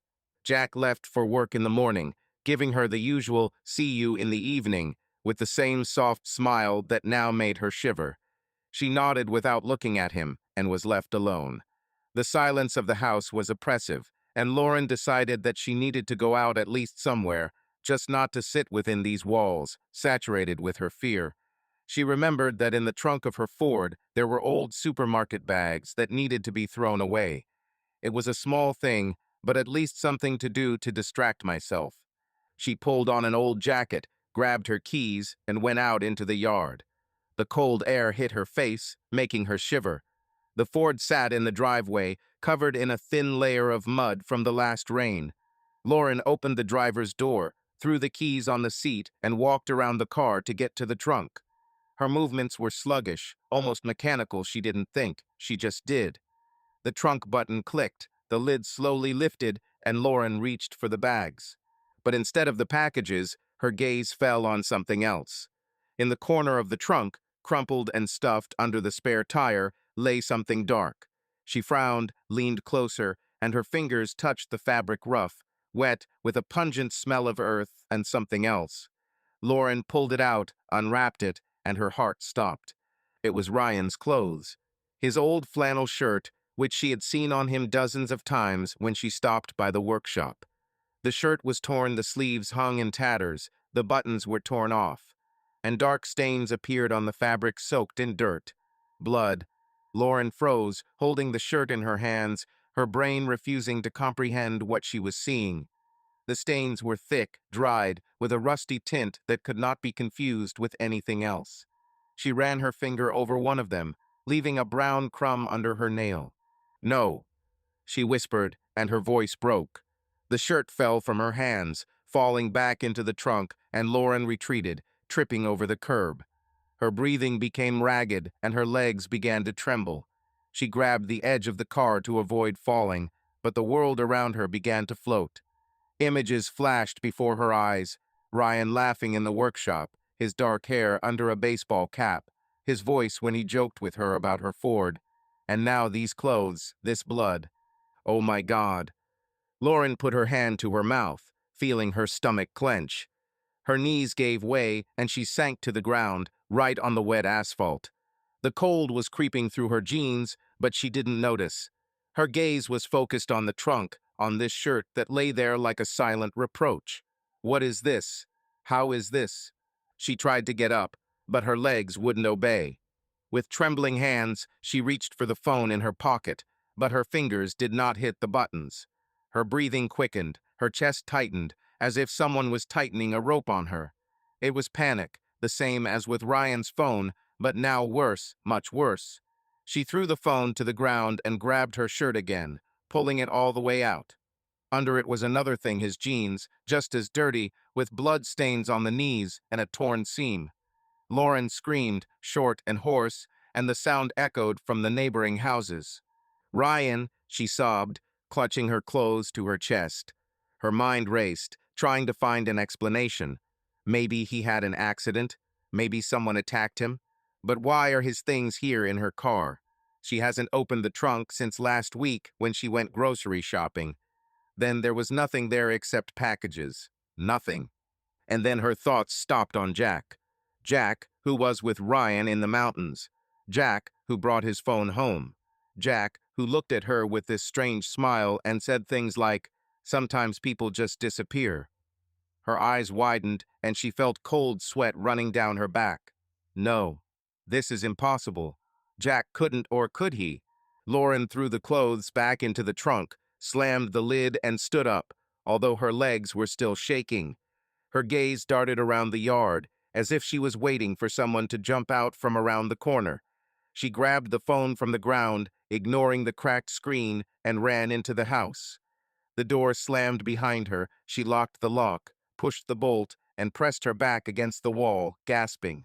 "It's not him," she whispered, shaking her head. "It's not Jack. It can't be him." But doubt had already taken root. She fell to her knees in the living room, wrapping her arms around herself. Her body was shaken by sobs, but there were no more tears, only dry, convulsive sobs. She didn't know what to do. Call the police? Should I say that I found some clothes? But what will she say? That her husband might have done something to her. To Ryan, she couldn't even think this thought through. Lauren crawled over to the couch, grabbed her bag, and dumped the contents onto the floor.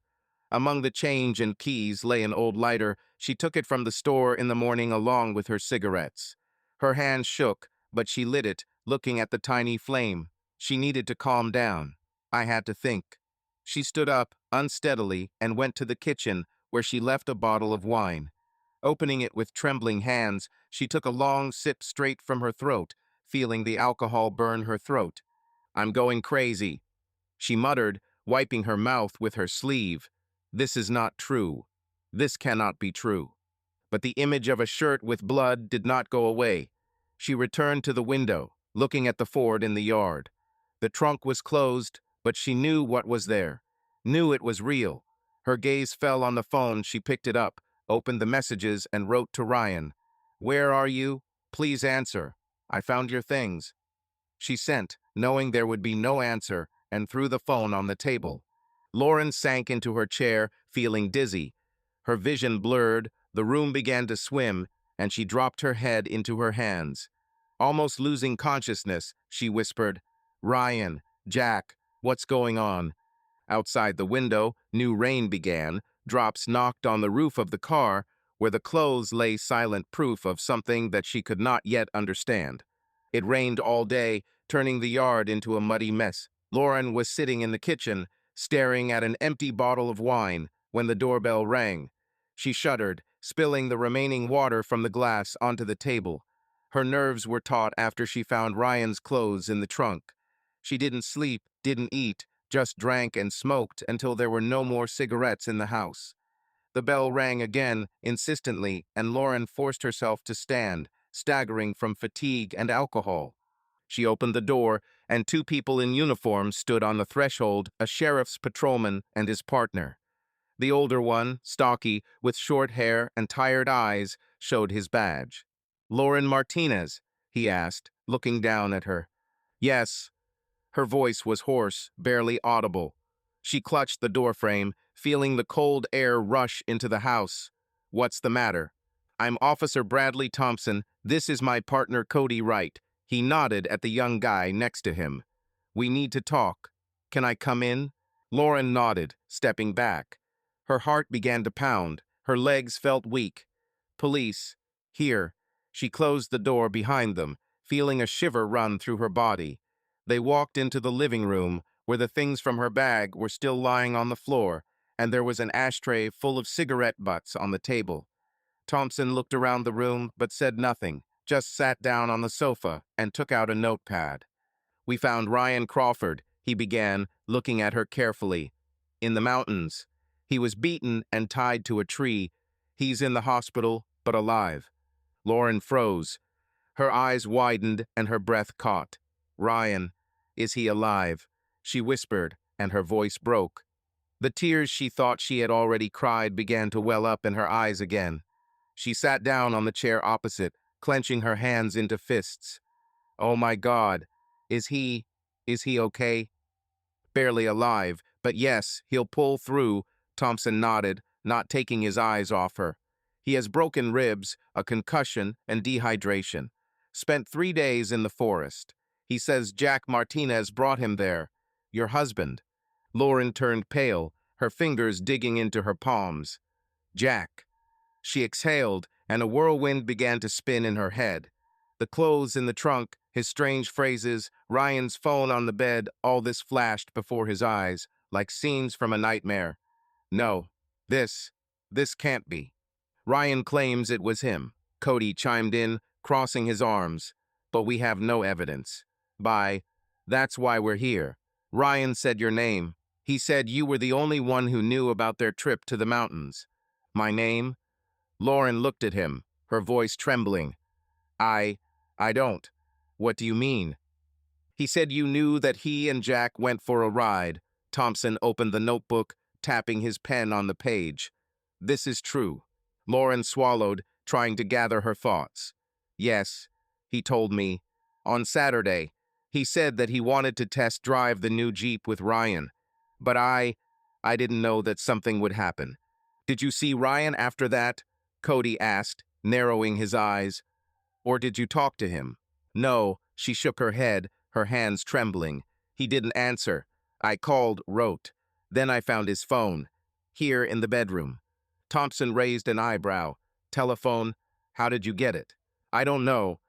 Lauren almost screamed, jumping up from her chair. Her voice broke, tears flowed down her cheeks.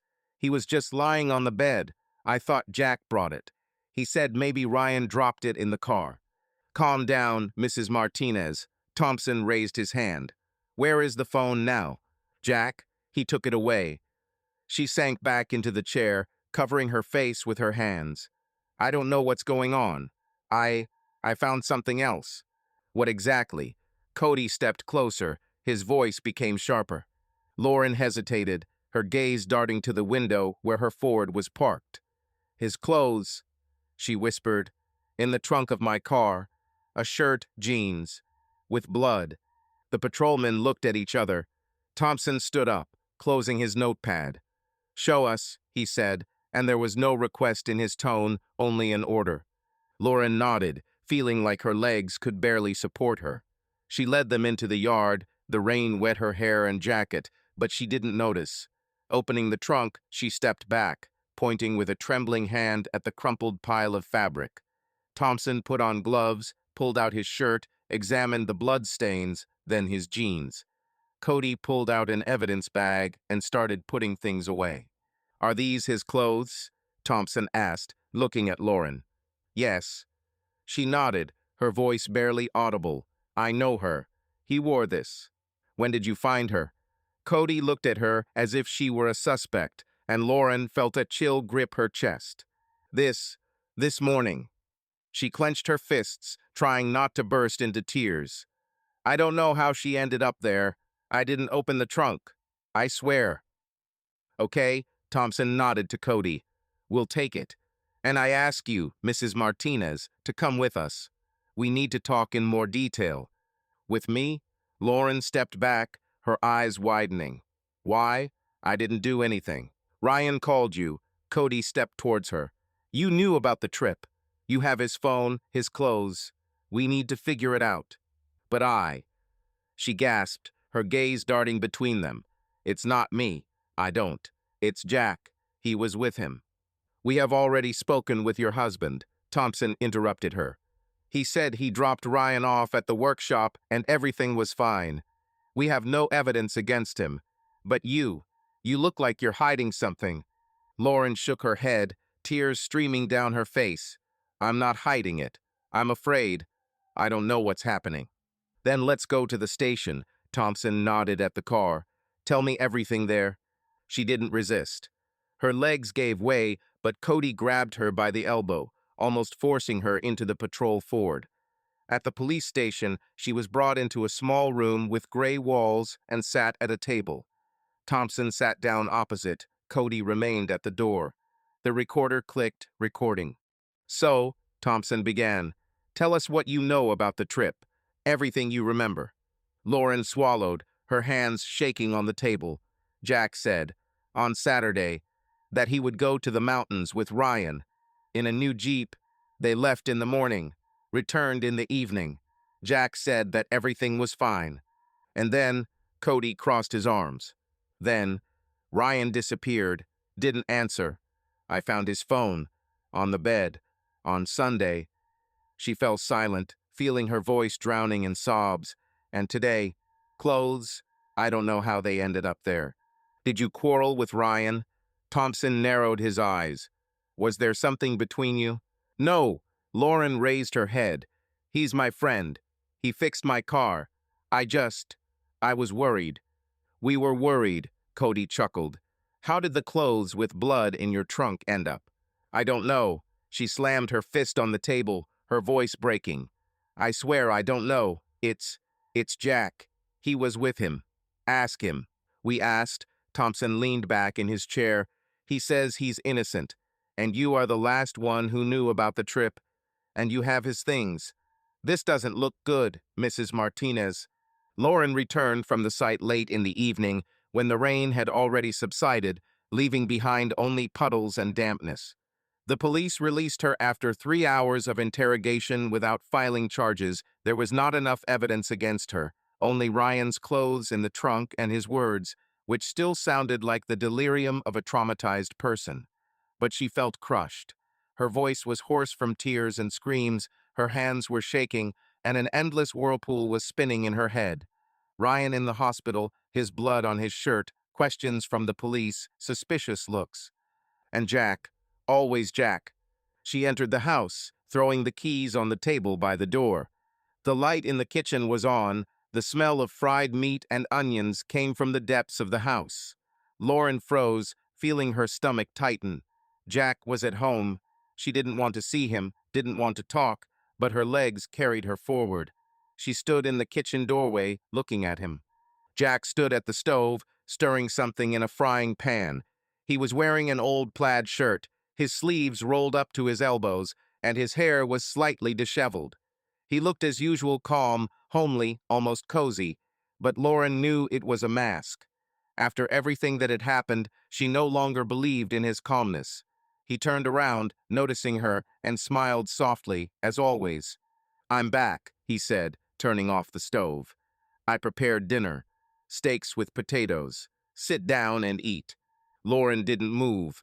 Her gaze was riveted on him. Her heart was pounding so hard that she could hear it pounding in her ears. I'm not hungry, she muttered, clenching her fists. Come on, Jack shrugged, putting the frying pan on the table. He pulled 2 plates out of the cupboard and laid out the food-juicy pieces of meat, golden potatoes with rosemary. You've been running around all day. We need to eat, Lauren. She looked at him, feeling anger and fear fighting inside her. His voice, his smile, His calmness, it was all a lie. She knew it, or thought she did. Lauren slowly approached the table, but did not sit down. She remained standing, looking down at him. "Where have you been?" he asked, sitting down and cutting off a piece of steak.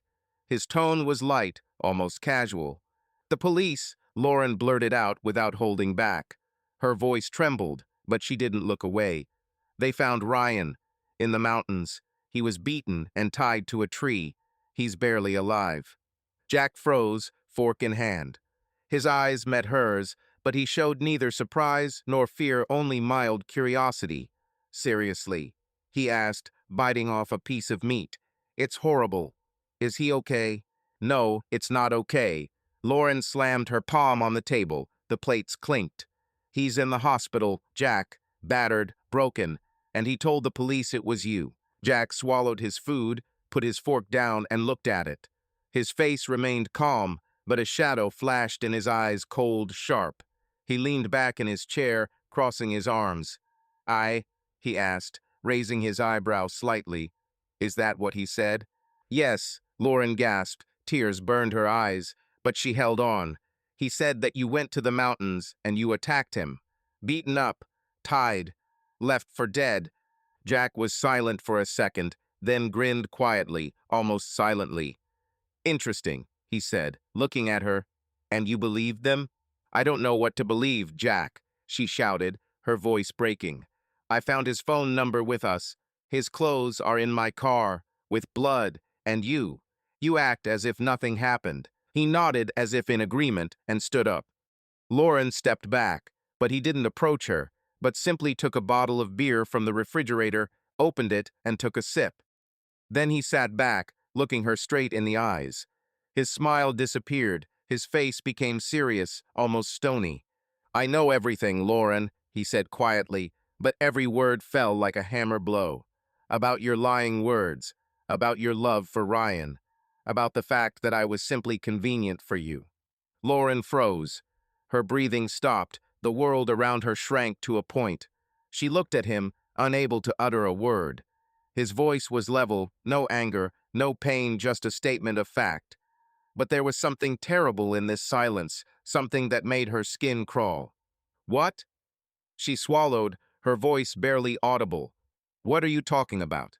"Don't pretend." Jack leaned forward, resting his elbows on the table. "I heard you. At night. You were talking to Kate. She said she was in love with him, that I'm just your roommate. Comfortable. Do you remember?" Lauren turned pale and her hands trembled. She remembered that night, the whispers, the telephone, her words bursting out in the darkness. She thought he was sleeping. She was sure he was sleeping. "Jack," she began, but he interrupted. "I know everything," he continued, looking into her eyes. "How you lied to me, how you ran to him, pretending it was about the car. How you panicked when he disappeared. It wasn't your friend you were worried about, Lauren. You were afraid for him, for my Ryan." "No." She shook her head, retreating to the wall. Tears rolled down her cheeks, but she couldn't look away. "It's not like that. I didn't mean to." "I wanted to." Jack stood up, slowly walking around the table. His steps were heavy and measured.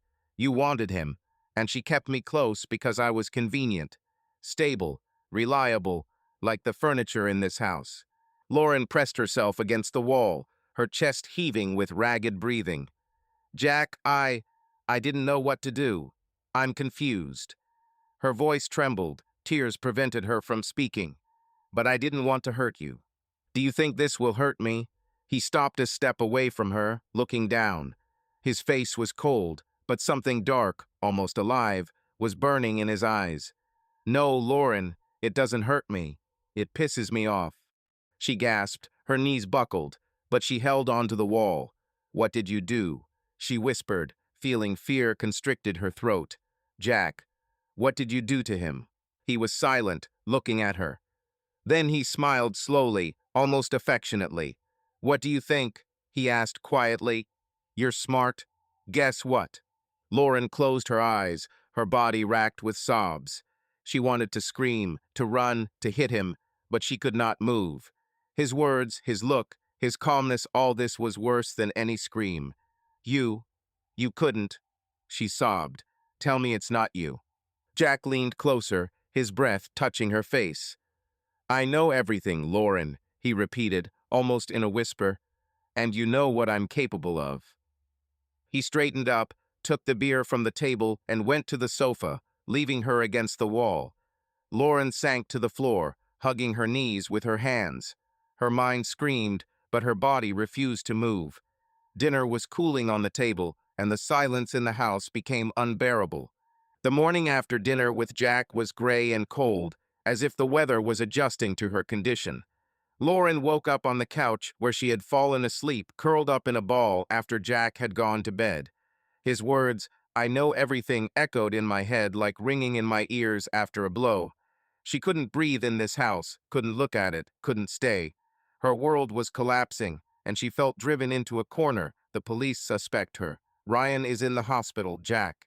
Jack has become a stranger, scary, unpredictable. She needed help.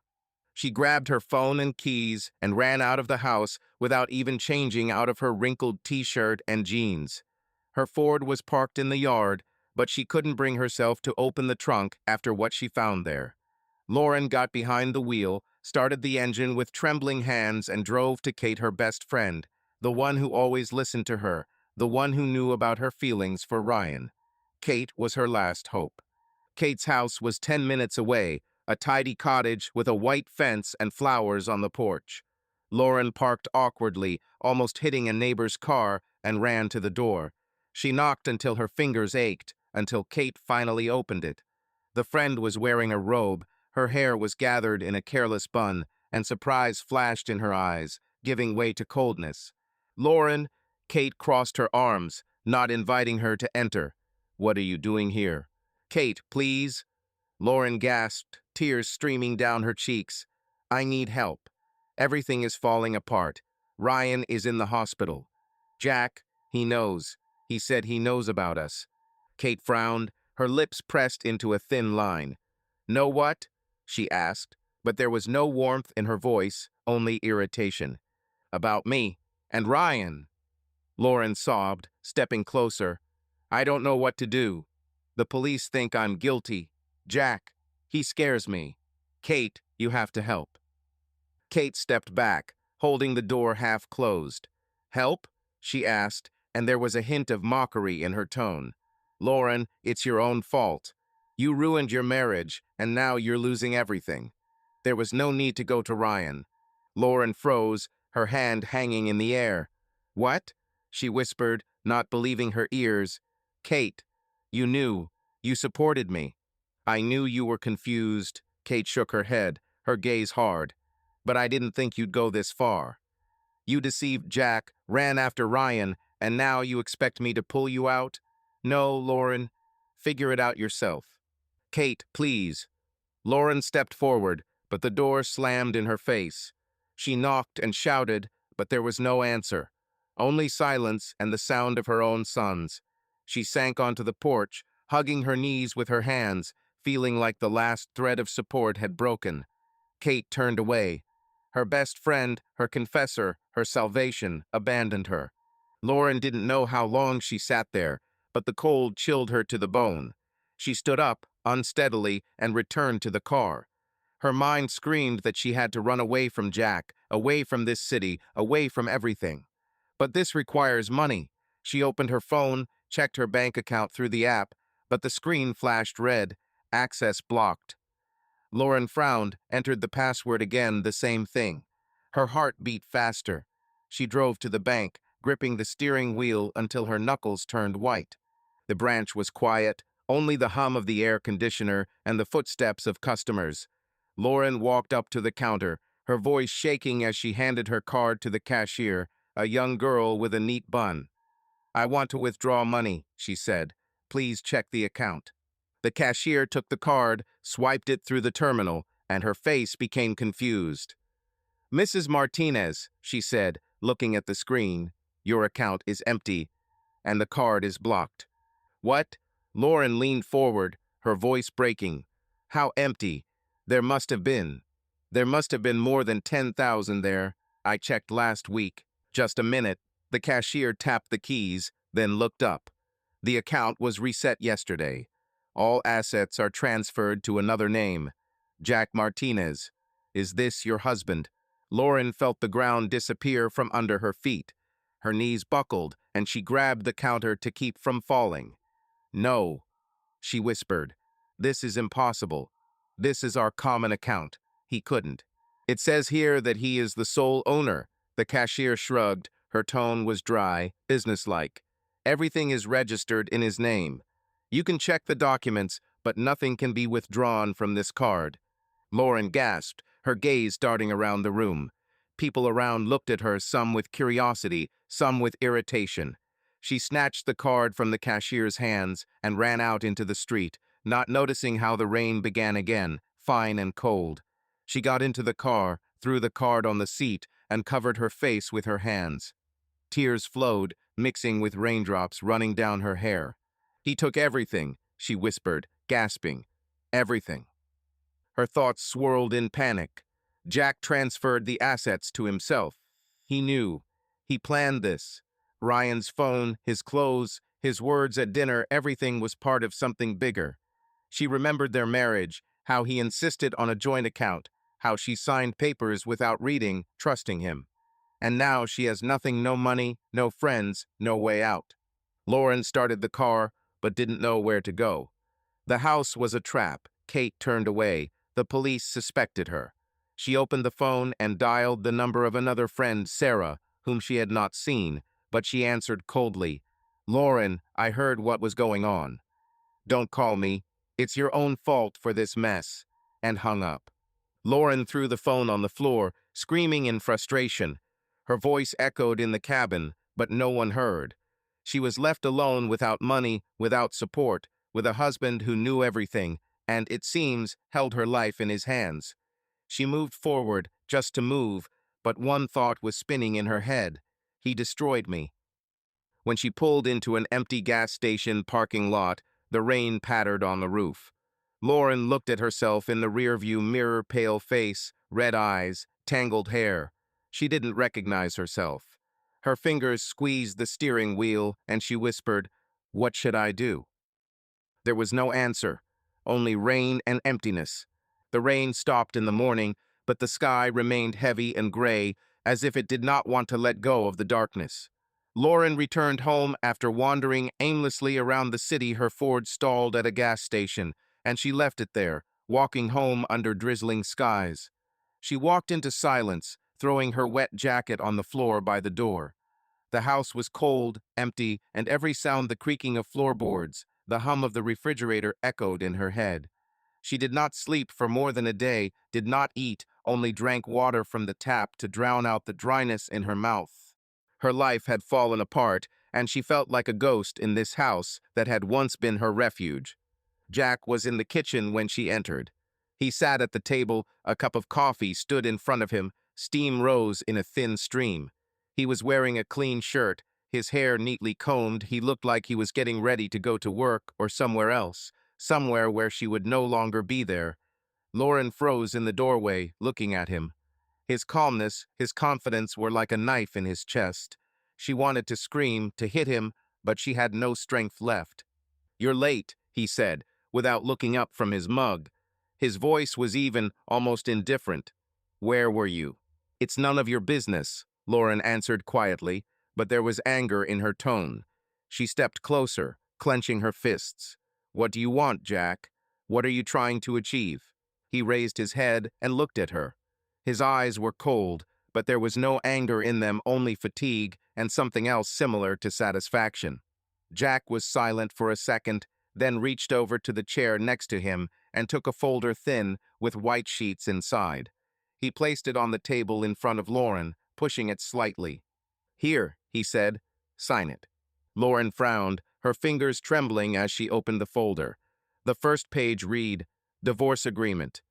Her breath caught in her throat. She scrolled further. The conditions were simple, harsh, like a blow. The house remains his car, all accounts, all assets his. Nothing for her. No alimony, no property, no chance to challenge. She looked up, meeting his gaze. "What is this?" she whispered, although she already knew the answer. "Divorce, Jack took a sip of coffee and put the mug on the table. I'm done, Lauren. With you. With all this. She shook her head, tears burned her eyes, but did not flow, there were no more of them. You can't.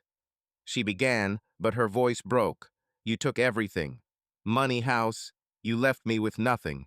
You left yourself with nothing. He stood up, looking down at her. His voice was firm, but not loud. You chose him. You lied to me. You ruined it, Lauren, not me. I just drew the line. Jack. She stepped towards him, her hands shaking more. I didn't want to. I got confused. I didn't think it would happen like this. I thought, he interrupted her, his tone becoming colder. I thought we had something real. 7 years, Lauren. For 7 years I was a convenient fool for you. And you ran to him, whispered at night, made your own little plans. I heard everything. And I saw everything. Lauren sank into a chair, dry sobs shaking her body. What did you do to Ryan? She whispered, looking at him. Tell me, please. Jack smiled thinly, almost imperceptibly. He's alive, he said.